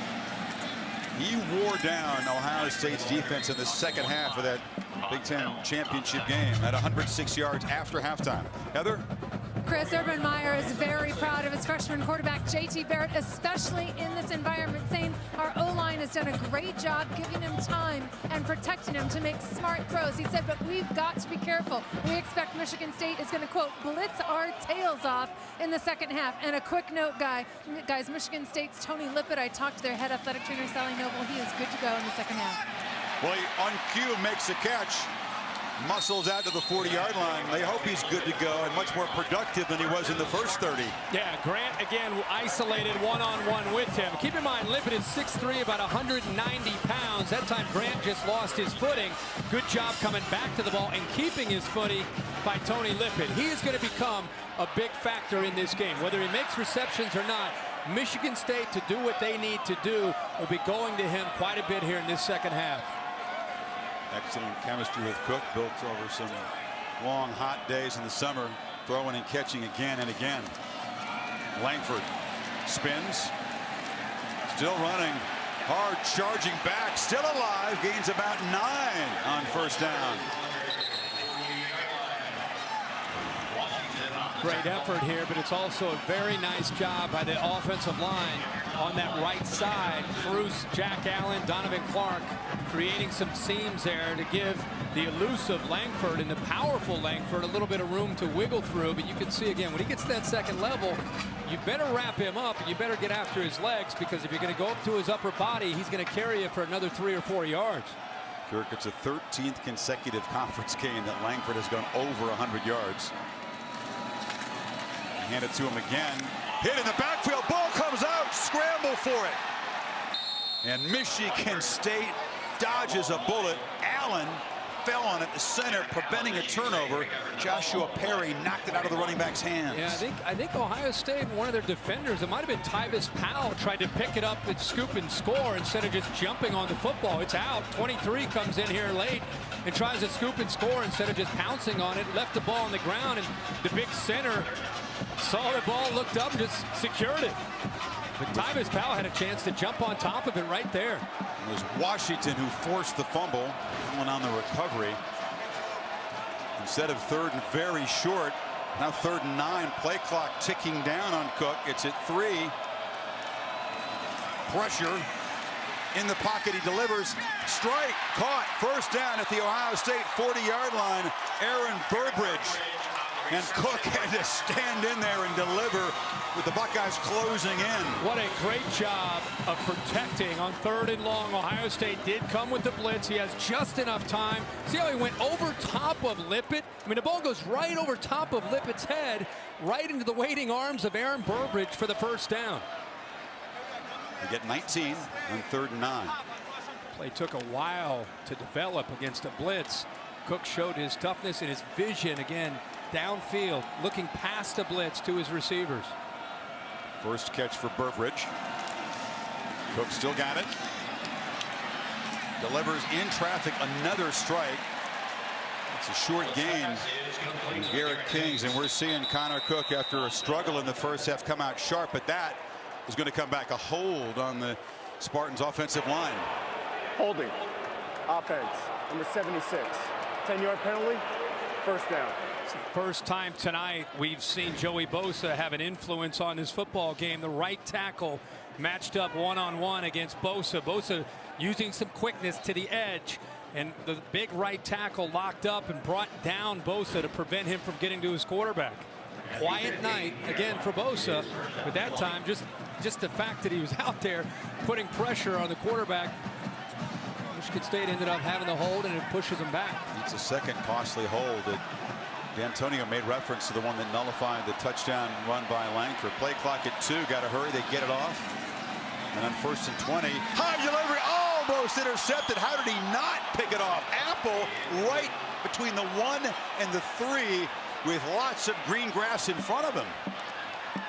I don't know. Other than Luke Fickell tells us he likes to recruit guys who play baseball because they can catch. I don't know what Eli Apple is thinking. I don't know if he's thinking about going to score a touchdown. Sure he was. I mean, you got to make the play before you take off and run with it. But right, as you said, Chris, that hit him right between the 1 and the 3.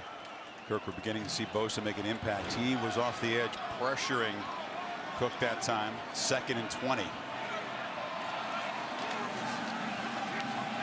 Over the middle, caught. Trying to make a play is Burbridge at inside the 40. So Burbridge has gotten involved as well as Lippett here early in the 3rd quarter. It's still going to be 3rd and 8.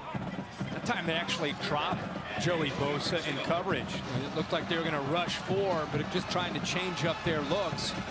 They tried to get Bosa kind of in almost a spy position to try to catch maybe an underneath pass, but Connor Cook doing a good job of seeing him and getting the ball in the hands of the talented receiver Burbridge.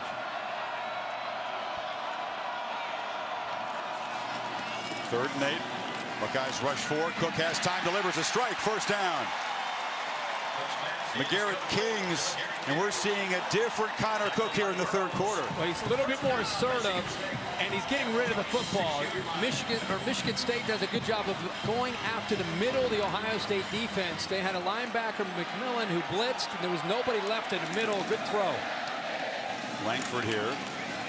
No gain. Let's face it, he got very lucky, Cook did, with Apple dropping that easy interception, but you are seeing a more assertive quarterback here so far in the first 5 minutes of the 2nd half. I also think that, you know, a lot of times when you get up to the line of scrimmage and you get a quarterback who's maybe had not quite the first half he's used to having, used to making a few more plays, they have a little bit more urgency to getting in and out of the huddle and getting up to the line of scrimmage, going on a fast count. That sometimes can help the rhythm of a quarterback to try to get him back into that flow, find that zone again. Lippett to the bottom of the screen, the left of Cook, empty backfield. Now they motion Shelton in and give it to him. Heavy traffic, drives for about 3. It'll be 3rd and long again. McMillan on the tackle. A heck of a battle, kind of a game within the game. Is that Michigan State experienced offensive line, big and physical, led by Jack Conklin, the sophomore left tackle, going up against this Ohio State front. Not just the defensive line, Washington, Bennett, Miller, and Bosa, but even the linebackers involved. Darren Lee, Curtis Grant, Raekwon McMillan, Josh Perry. It's been a physical night in the trenches on this side of the ball. Just made a 3rd and 9. Needs 7 yards this time. Cook in the pocket, delivers. Incomplete. Excellent timing there. Duran Grant got there, broke up his good buddy Cook's pass. It's 4th down. And instead of playing man, which they have played quite a bit tonight, remember we talked about Grant following Lippett and playing a lot of man-to-man. This time is a change-up. Chris Ash goes, along with Luke Fickell, goes with a zone, and it puts Grant in a position to be able to make the play. Earlier, Michael Geiger from this same position, the left hash, missed one, and Mike Black, our spotter here, former Boise State kicker, points out this has been a trouble spot. He's missed 4 times on field goals from the left hash in recent games. That time makes the correction and makes the field goal. Barrett will get the ball for the first time in the second half now.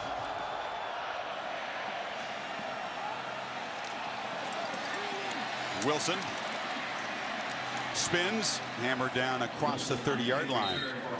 Well, Ohio State got going, always playing from behind, a 4-play, 71-yard touchdown drive after a punt, an 8-play drive. They had a 3rd and 23 conversion. Then you had the 79-yard slant to Thomas for a touchdown. And the go-ahead drive, a 5-play, 64-yarder. Their last 3 possessions, you see, they've scored touchdowns, and they have picked on the Michigan State secondary, most specifically Darian Hicks and R.J. Williamson in man-to-man coverage. Let's see if Pat Narduzzi makes any adjustments to try to protect against that man-to-man coverage that got, again, exposed a bit there in the first half.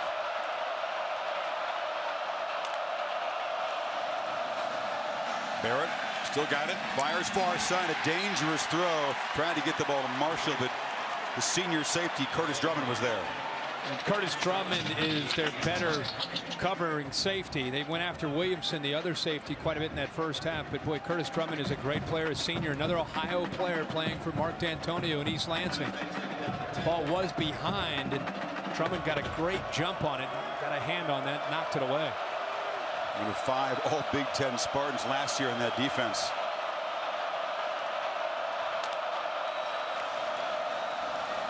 Elliot muscles ahead. Ezekiel Elliott almost broke free.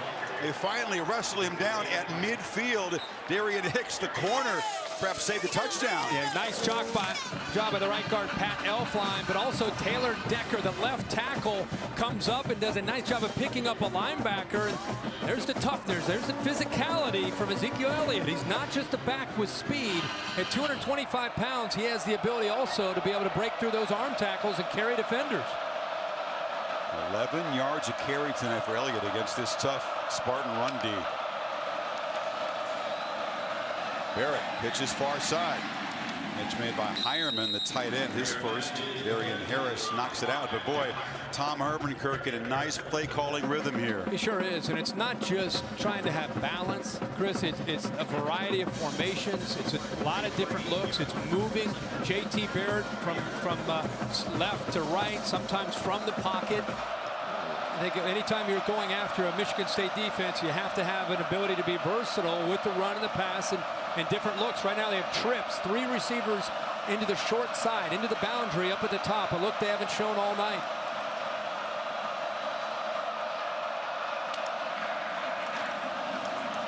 Second down handoff. Elliott cuts it back, kind of bumps into a blocker there, the tackle Baldwin. Ed Davis drops him. 3rd down and about 2.5. Sometimes when you give a different look like that late in the game, you're just trying to see the reaction and the coverage from the defense, and you might be setting something up the next time later in the game and just kind of getting a feel for an unusual formation that you might use, because trips into the boundary is not something you see very often from an Ohio State offense.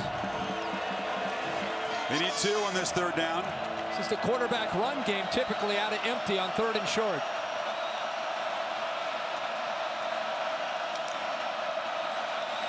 Spartans ready for it, but Barrett cuts it back and makes the first down.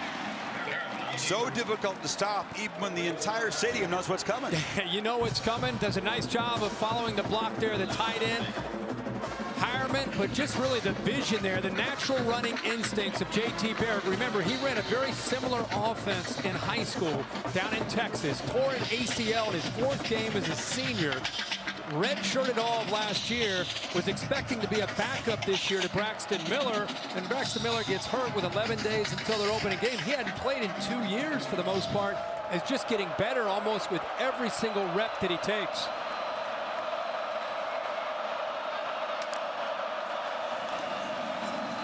Play action. Barrett has time on first down, loops it downfield for Evan Spencer. No, two receivers converged. It was Spencer and Dontre Wilson in the same spot. Wilson dropped it at the 3. Well, and we got a Michigan State defender down. Instead of 1st and goal, it's 2nd and 10.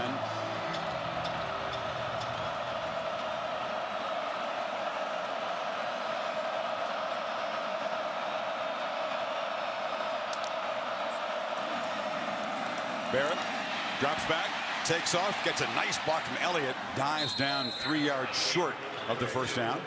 3rd and short. Tom Herman told us Zeke Elliott 15.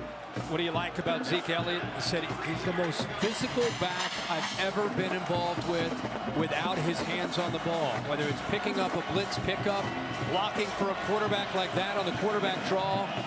He's a physical runner, but he's even more impressed with what he can do when he doesn't have his hands on the football and how unselfish he is with the way he blocks. Yeah, broke his wrist in camp, played right through that. He's now in the slot to the left of Barrett on 3rd down. JT steps up, delivers near side, and coming back for the ball this time, collecting it is Wilson. First down at the 16. You had 2 Michigan State defenders get caught up with another receiver, Corey Smith. See him how they both stayed up towards the front of coverage. And JT Barrett waited to the last second for Dontre Wilson to break free from the coverage. 2 defenders stay up tight. He's reading that flat defender who came up in coverage, went right over top of him. An easy throw, and that time Wilson holds on to it. He's finally on the board with his first catch. That was a tougher one than he had down at the 2-yard line a minute ago. So Wilson's going to take the direct snap. They've used 2 different players in the Wildcat formation. It's a reverse. Smith's going to throw it. Now Evan Spencer pulls it down. Was looking in the end zone for another receiver, but turns it into a positive play. Going back to what you said about Tom Herman really dialing it up, and I think they knew coming in that they're going to have to unload the playbook. A lot of different looks. We've seen Jalen Marshall. Now you see Dontre Wilson in the Wildcat trying to potentially throw the ball off of reverse there with Wilson at the quarterback spot. Barrett back at quarterback now.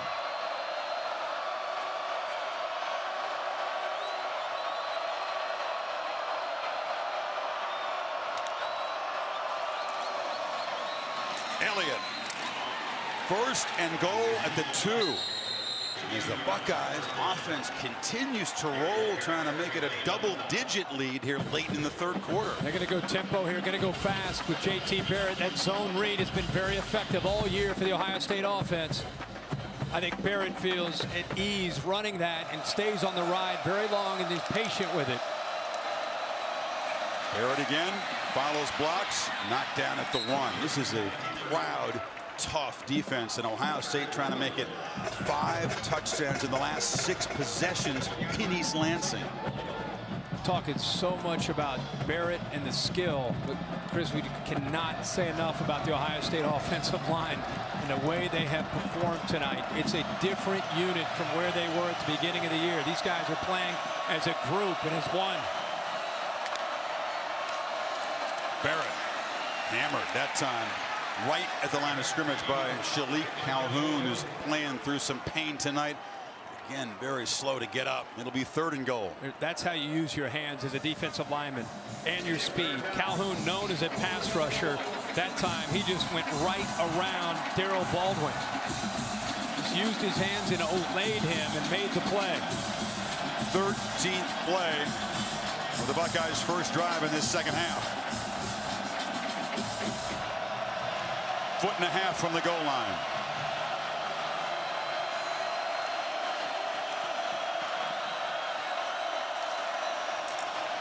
Elliot. And Ohio State stretches the lead, and a shrug, Bosa style, from the running back.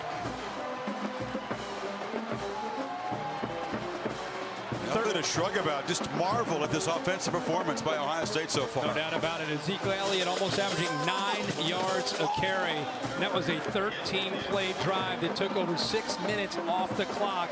And instead of settling for a field goal, the Buckeyes get a touchdown and have a chance to go up 11. This crowd is stunned and silent. But the Buckeyes find the end zone. Up by 11 now. Up 11, 2:18 remaining in the third quarter. And all of a sudden, urgency for Michigan State's going to have to be on display with that clock winding down. That's for sure, because the defense is not stopping Ohio State at all so far. 0% chance of precipitation tonight, Kirk, so obviously snow has begun to fall here in the last few minutes. Just a light snow. It's November. You got a little snow here in Big Ten country. Langford on a first down run gains 5, and you said it.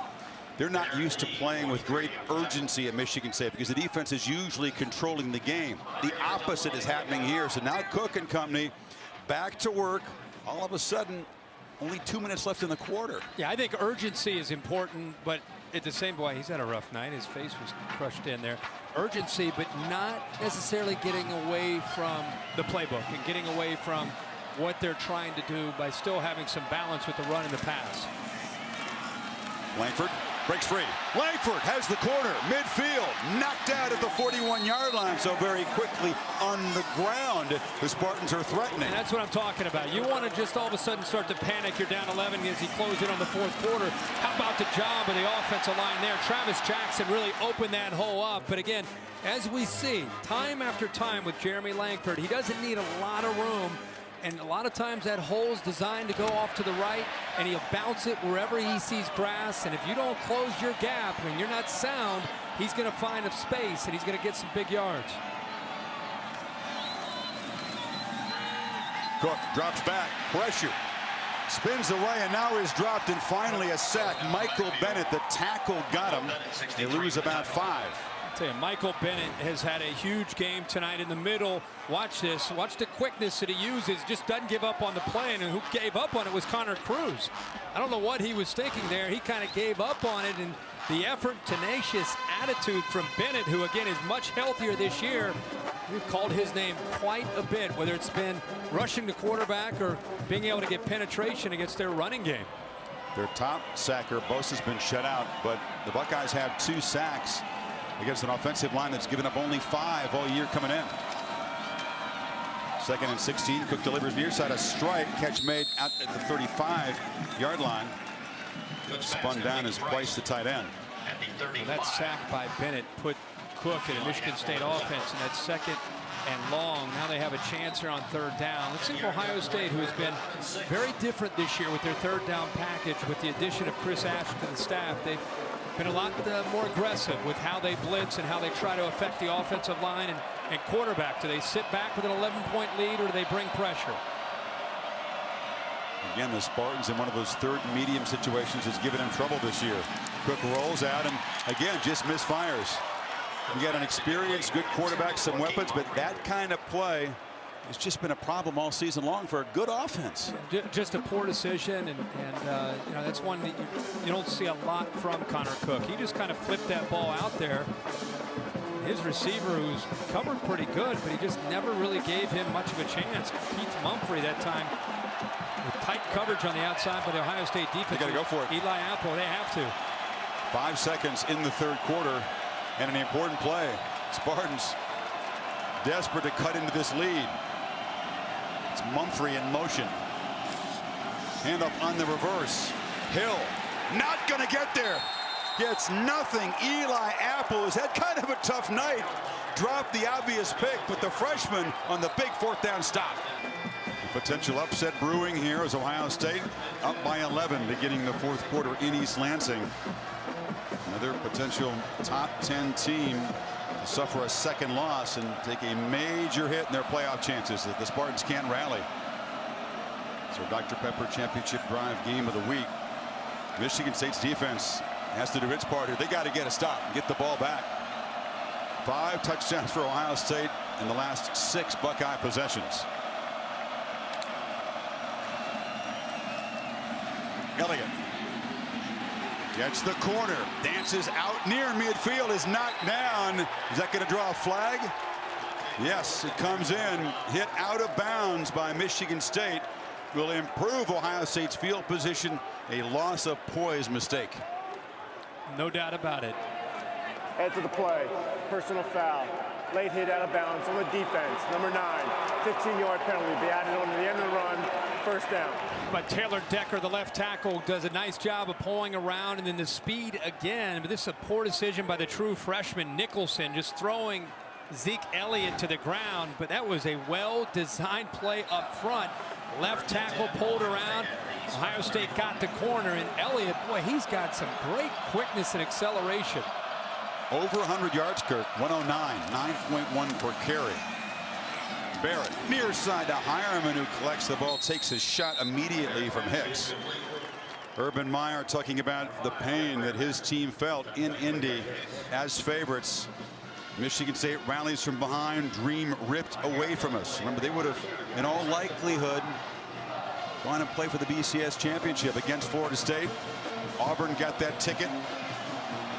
Urban has a 20-game winning streak in the Big Ten regular season games alive, though. 1 2nd and 5. Marshall, first down, down to the 10. Whatever Tom Herman is calling, this offense is executing. Yeah, they right now have found a rhythm. They found some weaknesses. They get the linebackers out in space. Twan Jones is out there trying to make a play against Jalen Marshall. Great blocks downfield by Jeff Hireman. Another receiver downfield doing his best, Devin Smith, to help out. Ohio State, the one thing they've done, Chris, is get their speed out in space against a very physical Michigan State defense. You got a sub out Marshall, maybe cramping up over there. He comes off. First and goal, nose of the ball right at the 10. Elliot falls for 3, and Michigan State, the way things are going, really needs to find a way, rise up, force a field goal attempt, keep it at a 14-point game, even though there's lots of time to go. A lot of time. What did she? 5 of the last 6 possessions for Ohio State. It's been a touchdown.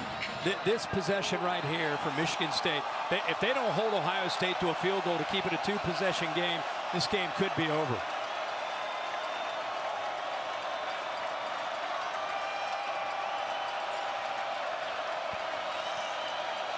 Barrett making a check. Hands it off.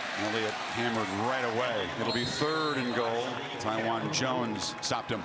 Michigan State knows exactly what you and I are talking about. They have that same sense, and Urban Meyer's not in any hurry at all, working that play clock as much as he can with Barrett. Really, really impressed, not just with JT Barrett's numbers tonight, but his poise for a freshman. And the way his season has gone, he has made countless good decisions for his team and played with tremendous poise throughout the game. Ezekiel Elliott, the running back, split out way to the left, was uncovered momentarily. Now the Spartans have a man on him. Barrett rolls, delivers, far side, high throw, touchdown! Dontre Wilson. He has had a rough night, but it's turning around for him.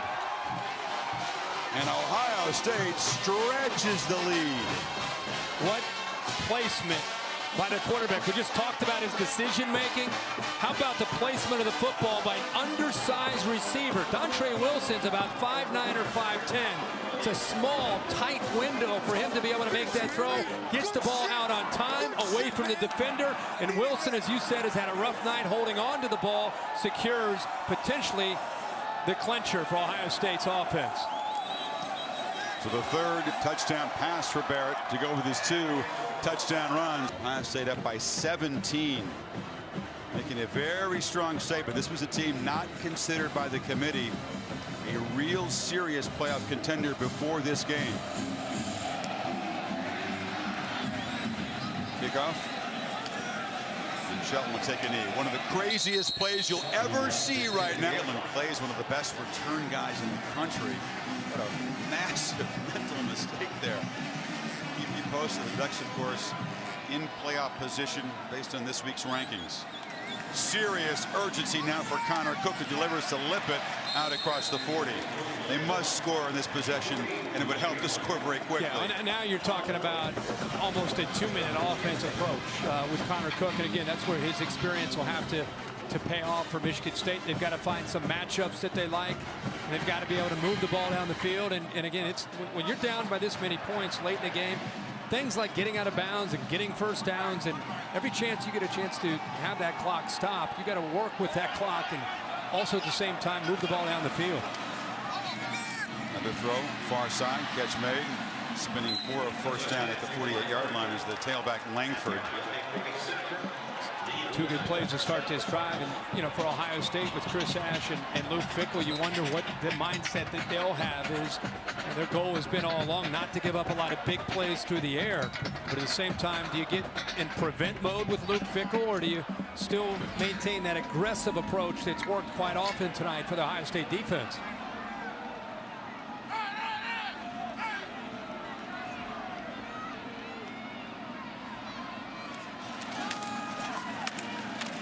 Cook fires, far side.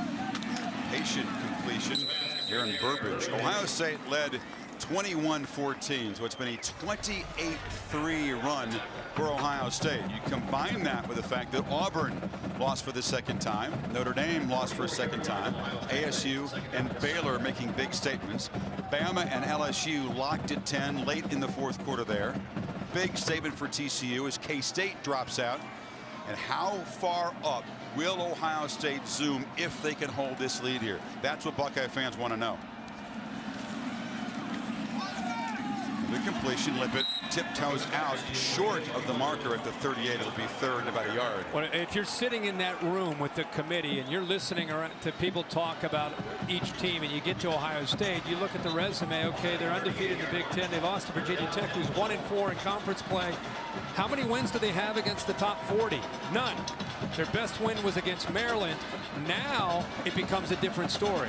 Now the committee gets together on Tuesday and they talk about this. If Ohio State holds on to win, now you're talking about going into a top 10 type of team in their stadium. Very, very impressive if they're able to hold on here. Power formation for Langford on 3rd and 1, picks up the first down. Michigan State again 8th. Ohio State will make a case that if we come in here and dominate the Spartans, why shouldn't we be at least that high? They're never going to win the argument on the loss. The quality of the loss is ugly. No contender's going to have a loss like Virginia Tech. No, but you know, you have Arizona State out there that's going to become a trendy team. Where they give up 62 to UCLA. True. Hail Mary to beat USC. They beat Notre Dame today convincingly, but it's the entire body of work. And look what Ohio State's done against inferior opponents. They've blown them out. Cook throws it back far side. Catch made by Price, the tight end. Has a block or two and gets down inside the red zone. This is always a threat in Michigan State's arsenal, is that throwback. They run this very, very often. Price, again, he scored the go-ahead and eventually game-winning touchdown last year against Ohio State in Indianapolis on a delay play down inside that 20-yard line. So that's a lot of times where he makes most of his opportunities. Spartans doing what they have to do to keep their hopes alive here. 2.5 minutes so far. They've marched at 59 yards. On first down, Cook fires to the end zone, has a man wide open, and Price collects the touchdown after setting it up. So Michigan State still alive. Absolutely. And you know, one of the things Ohio State did here is they brought pressure. They get inside the 20-yard line. Ohio State brought the linebackers, picked up perfectly by Jeremy Langford.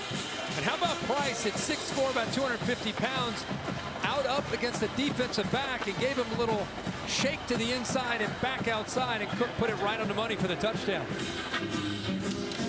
4 catches now for Price. That was his 5th touchdown of the season.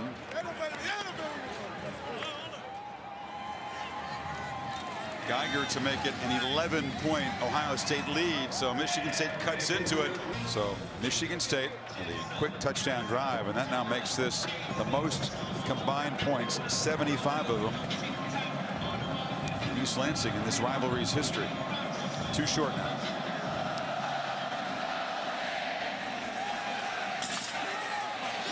Oh boy, bringing it out. Samuel knocked down. It's an 11-point lead late in this game. It'll be interesting again with Tom Herman and Urban Meyer and how they plan to attack with a little over 9 minutes to go after Michigan State scores that touchdown. Do they work clock? or do they try to continue to score touchdowns?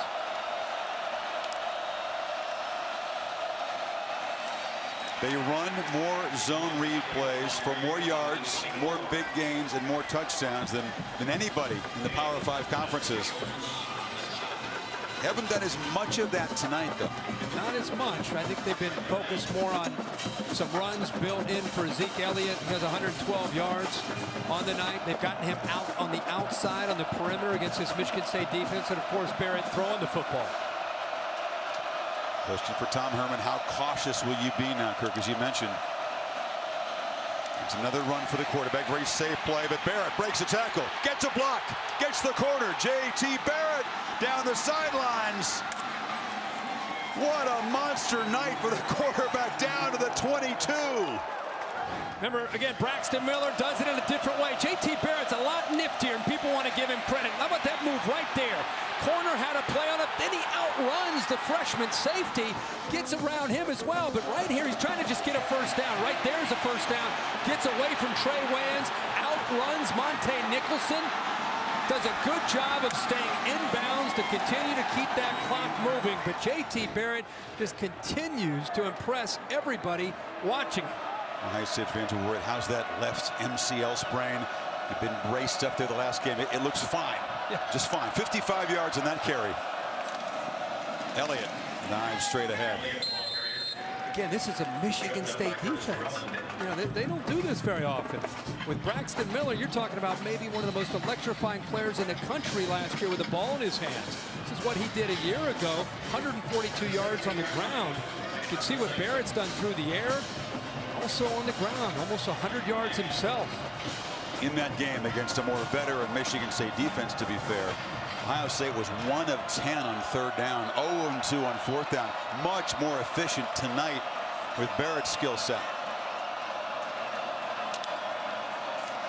And 2nd and 6. Elliott cuts it back. Zeke Elliott zipping to the end zone. Now that could do it for Ohio State. People that have not seen Ohio State play since Virginia Tech, I think they're somewhat mesmerized by this Ohio State offense. I am. I think everybody is. I think Urban Meyer is. Zeke Elliott running the football. We've seen a decision-making by J.T. Barrett, the big playability from the wide receivers, and let's not forget the much-maligned offensive line after the Virginia Tech game. They've stuck together.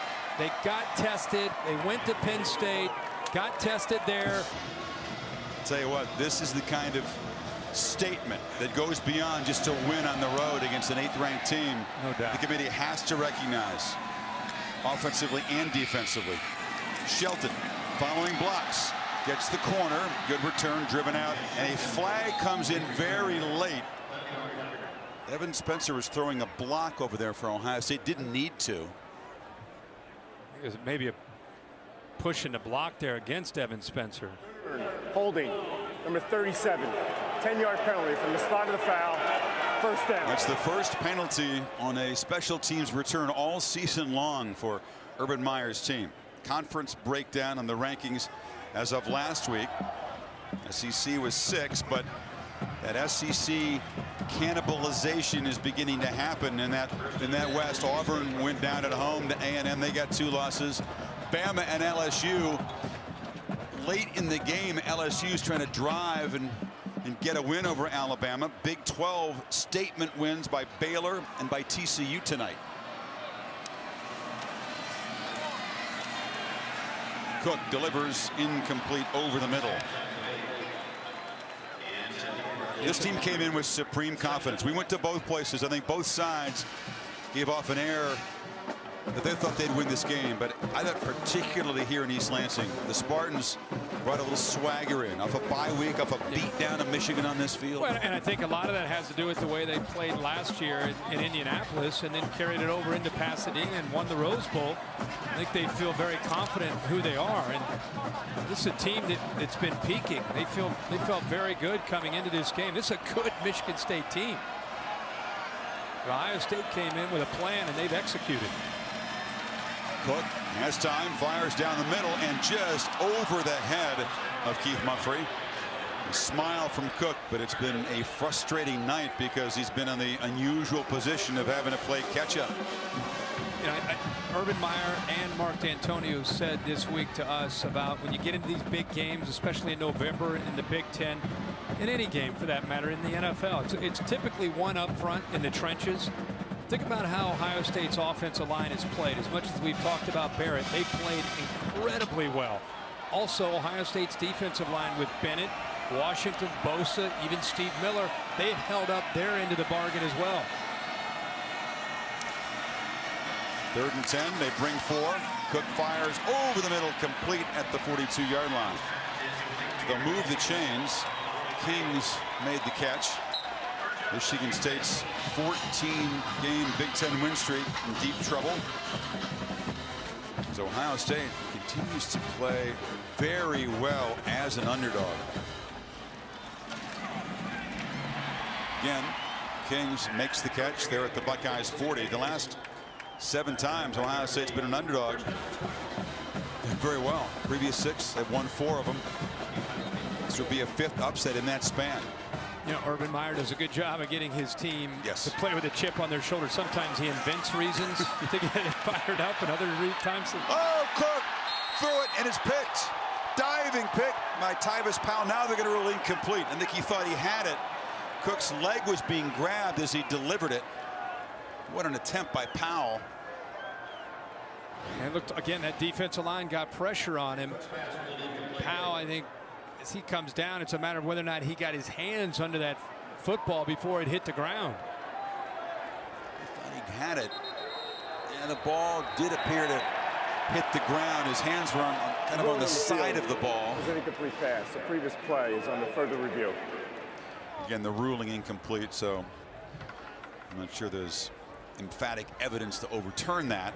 But these Ohio State DBs have had one heck of a night. They have great hands. Apple did drop a sure pick early. This would have been a circus pick for Powell. Yeah, but you're right about the pressure. Bennett and Washington both got in there. That would have been a heck of an effort, but Cook had to get rid of the football because of that defensive line applying the pressure again.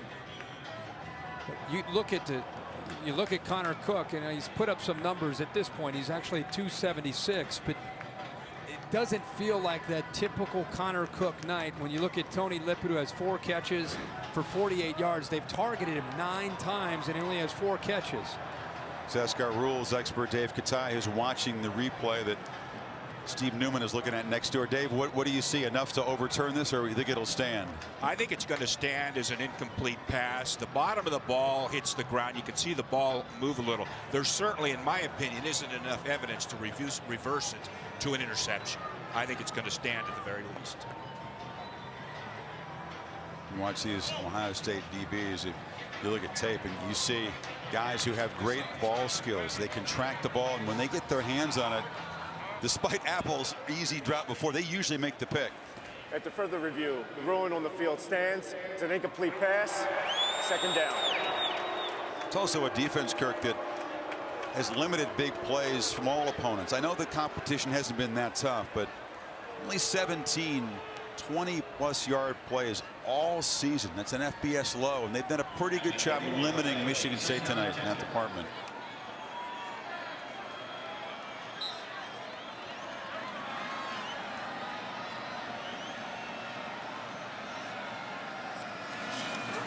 On 2nd and 10, Cook stays up, delivers into traffic, catch made, 1st down at the 26-yard line. Mumphrey, good job holding on there. Tony Lippett has been limited, just 48 receiving yards on his 4 catches so far. Cook steps up, flips it short, flag is down, as Langford collects it. That was in the holding zone. It has not been a good night for a very heralded and accomplished offensive line. Offense, number 54. 10-yard penalty, 1st down. This offensive line is talked about the sacks, only 5 all year, which is 3rd in the country coming into tonight. But when you look at film and people have blitzed him from every angle imaginable, they always seem to pick up the blitz, always seem to give Cook time to be able to make throws. And tonight, again, I think they've lost the battle for the most part up front. Not a big number of sacks, Kirk, but that's their 3rd holding penalty. They'd be disappointed in this effort for sure. Collectively. I said earlier, the offensive line did a great job. Joey Bosa hasn't had his typical night. I mean, he came into the night having 2 sacks in the last 3 games at least. So he had like 6.5, 7 sacks in the last 3 games. Tonight, he's been pretty quiet. I think it's been more about Washington and Bennett in the middle doing most of the damage to the interior of Michigan State's offensive line. So 2nd and 20. Cook delivers far side. Catch made. Burbridge can't escape. Tackled at the 30 by Raycon McMillan. 3rd down.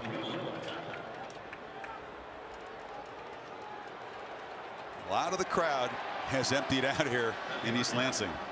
There's a flag after the play. Personal foul. Face mask. Defense. 15-yard penalty. Automatic. 1st down. That'll move Michigan State closer. Urban won't feel comfortable yet. No. Up 18. No, not at all. I mean, you know, and that's goes for any coach, let alone Urban Meyer with his intensity. Bennett's trying to get off the field. He is slow. You can see him. He took a knee. Had to get him off the field. Cook delivers. Kings retreats. Still alive. Fighting. Garrett King on his feet down near the goal line to the 1-yard line. Slippery play by the receiver. They had him trapped in the backfield. Again, he plays wide receiver, but he has the ability of a running back, and he gets out there, and like a couple Ohio State defenders thought he might have been down, and he just kept going. Langford cuts it back, barrels into the end zone. And while a bunch of Spartan fans have headed for the exits, Michigan State still fighting.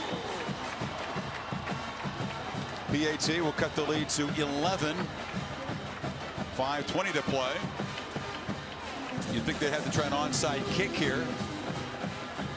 The defense certainly hasn't stopped Ohio State. No, they haven't. Might as well give that a try. You still have 3 timeouts remaining. I think it's almost risky to kick it away. And it's still a 2-possession game.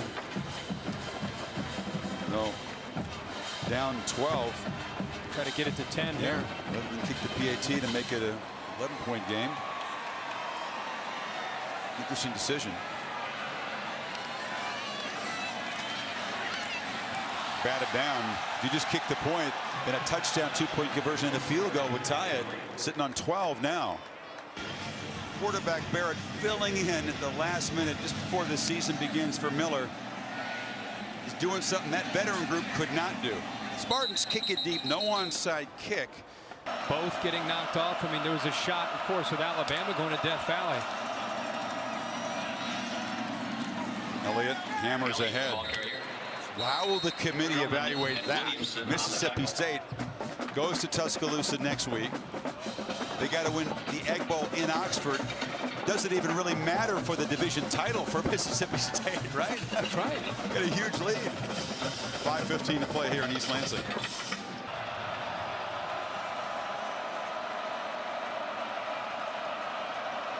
Yes, thank you. LSU doing it their way. Low-scoring upset as underdogs against Ole Miss. Same blueprint, trying to finish off Bama, which is trying to drive and tie it, perhaps. Ohio State trying to convert on 3rd and 3.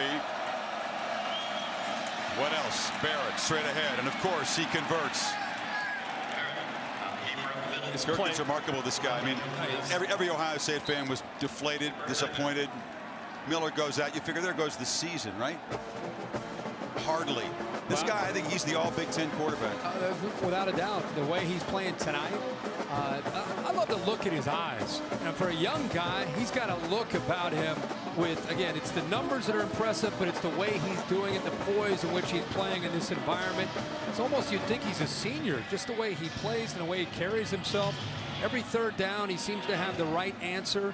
Offensive line giving him time to be able to execute, whether it's been the run or the pass, has been a big part of his success as well. Barrett pitches it near side. Marshall gets 2 nice blocks on the edge and falls down at midfield. He's been lies ahead for Ohio State. Minnesota playing good football. They hammered Iowa to win Floyd at Rosedale. That's up next weekend. Home games against Indiana and, of course, team up north, as they call the maize and blue. Columbus. And if things play out, on to Indy again for the Big Ten championship game against perhaps Wisconsin or Nebraska. For Ohio State, they had tonight, and they have the game in Indianapolis to show the committee who they are and whether or not they're deserving. Elliot moves the ball tightly. Minnesota would be considered a quality win. The Gophers did go out of conference and get hammered by TCU, but they played good football in the Big Ten season. They seem to be getting better and better with Jerry Kill. Just a well-coached team. They looked good again today. But again, I think Ohio State is a team you have to look at how they've improved themselves, where they were against Navy. Think about losing 4 offensive linemen, 3 of which are now starting in the NFL as rookies. And you know, you lose your starting quarterback. You've got 11 days to try to get it together for Navy and then Virginia Tech. Think about how much they've improved from that chaos and that disappointment of losing their leader, 4-year starting quarterback in Braxton Miller. They've got to be one of the most improved offenses from week 1 or 2 to now into November of anybody in the country. Michigan State spending a timeout. Deserve all the credit in the world for the way they came in and the intensity in which they played tonight. Barrett tries to get the corner again. It's like everything all season long. They've been waiting for this moment to show what they can do. They had to survive a double overtime game at Penn State, and the Lions scored 17 in a row to force overtime, and then scored right away in the top of the first in overtime. Buckeyes don't get a touchdown. The dream ends there in Happy Valley, basically. I really believe because the way they had to win that game collectively, the offense, the defense, the special teams, everybody had a hand in it. Talking to some of the coaches and players, that the post-game celebration in that locker room, pretty emotional. There was, you know, the offense and defense guys hugging each other. They really felt that that was a turning point, even though it became a scare, and because that game went into overtime in the second half. That third down conversion for Ohio State makes it 6 for 6 in the second half. Ford wrap-up show after the game with Chris Cotter will detail what's going on around the country. Barrett, 300 yards passing even, the 3 touchdowns. He's run for 86 yards and 2 touchdowns. You can't ask anything more of a quarterback. Calm, poised leadership on top of that. I would say almost a flawless performance. Like I said, you got to, again, remember this guy didn't play football for almost 2 years until this year. With that torn ACL in his senior year, redshirted last year. His face and how mature he kind of approaches the game. Elliot doesn't really want to get out of bounds, falls down. The clock continues to roll here. It'll be third down. That might be his greatest quality, actually, is how he carries himself without having a ton of reps and ton of experience as a freshman. He's just become an extension of Tom Herman and Urban Meyer, and what he's trying to do is understanding. We said, what are the keys for him being able to go out and play so well? Preparation. They said he strives to be so good. He wants to be excellent. He doesn't just say it. He preps Monday through Friday to try to put himself in a position to have answers to every challenge that he might face from a defense. He's about third string in the spring. Thought he'd be the holder this season. Thought that would be his big responsibility. Holding for the kicks. Yeah. With Miller, of course, he was just trying to make sure he beat out Cordell Jones for the backup to Braxton Miller. I also thought when Tom Herman said he's gotten to a point where he's figured him out.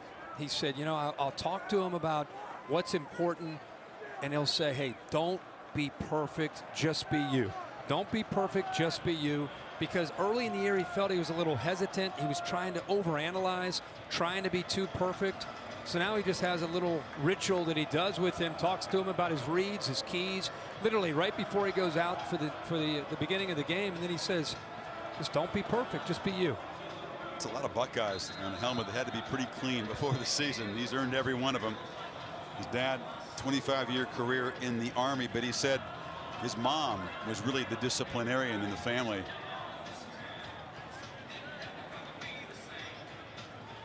Joe, you've known him as Joe if you knew him in grade school. He said he got to high school and became JT. And JT, the MVP tonight, outplaying Connor Cook. As Ohio State's collective effort here makes a resounding statement of the committee. Barrett throws it downfield. That'll stop the clock. It'll be 4th down with 39 seconds to play. Alabama, by the way, we tell you this as a service to the viewer. After LSU took the lead, kicked the ball out of bounds on the kickoff, drove down, kicked a tying field goal. So they're headed for overtime there. Chris Cotter will keep you posted on all of that stuff at 39 seconds from now. And what are the odds of that with the way their kicking game has cost them in some big games the last few years? They had no timeouts. Yeah. McCarron did it a couple of years ago down there in Baton Rouge, that heroic touchdown drive. Blake Sims with no timeouts to work with gets the Tide in position to kick the tying field goal. And don't put a fork in Bama just yet. No. Meanwhile, for Michigan State, a night that began with such energy in this place ends with a mostly empty stadium. Don't look now, but Cameron Johnston is in the punt. We haven't seen him in a long, long time. I thought they let him shower. This is second effort of the night. And Urban Meyer, arms in the air and a big smile. Hey, they can't erase the pain of losing that big game in Indy. He didn't talk a lot about payback, but this is very, very satisfying. Buckeyes still unbeaten in this stadium since '99. Pretty hard to believe. Look at him. I mean, look at the emotions from Urban Meyer. He's been waiting a year for this matchup to take on Michigan State. Told you he gave me a forearm shimmy on the field before the game, about knocked me down. You could tell there was some intensity in him early for this game. Cook, the Price, and they pitch it off. Biggs pitches it off again, and Langford finally ends up with it after all that. He makes the 26-yard line. Michigan State will point to a holding penalty that nullified a Langford touchdown run that would have put them at 14 points at that time in the second quarter. That's right. Yeah, really, we talked at a break. Michigan State self-scouted and felt that they needed to break some tendencies and some uncharacteristic mistakes from the Spartans today for sure. Not just the penalties, but just some of the decisions we saw from them, just not what we've typically seen. And that's partly Michigan State and a lot to do with the team that they play. The Ohio State front, the defense, the secondary. Darian Grant locked up with Tony Lippett. Ohio State defense, even though they gave up 37 points, they did a very nice job in some key moments in this game of defending Connor Cook. Ezekiel Elliot, you saw the hug with Meyer there. 154 yards for the tailback and 2 touchdowns. Cook delivers. It's across the 40 for a first down. Where do the Spartans go from here? They had that loss in Eugene, had been perfect in the Big Ten. It isn't over, but the Ohio State would have to lose a couple of games. Right, right. Final play. Lippett, very, very quiet evening, just shoved out of bounds. Meyer gets the bath. He won't mind that in a chilly night. What a stud JT Barrett was.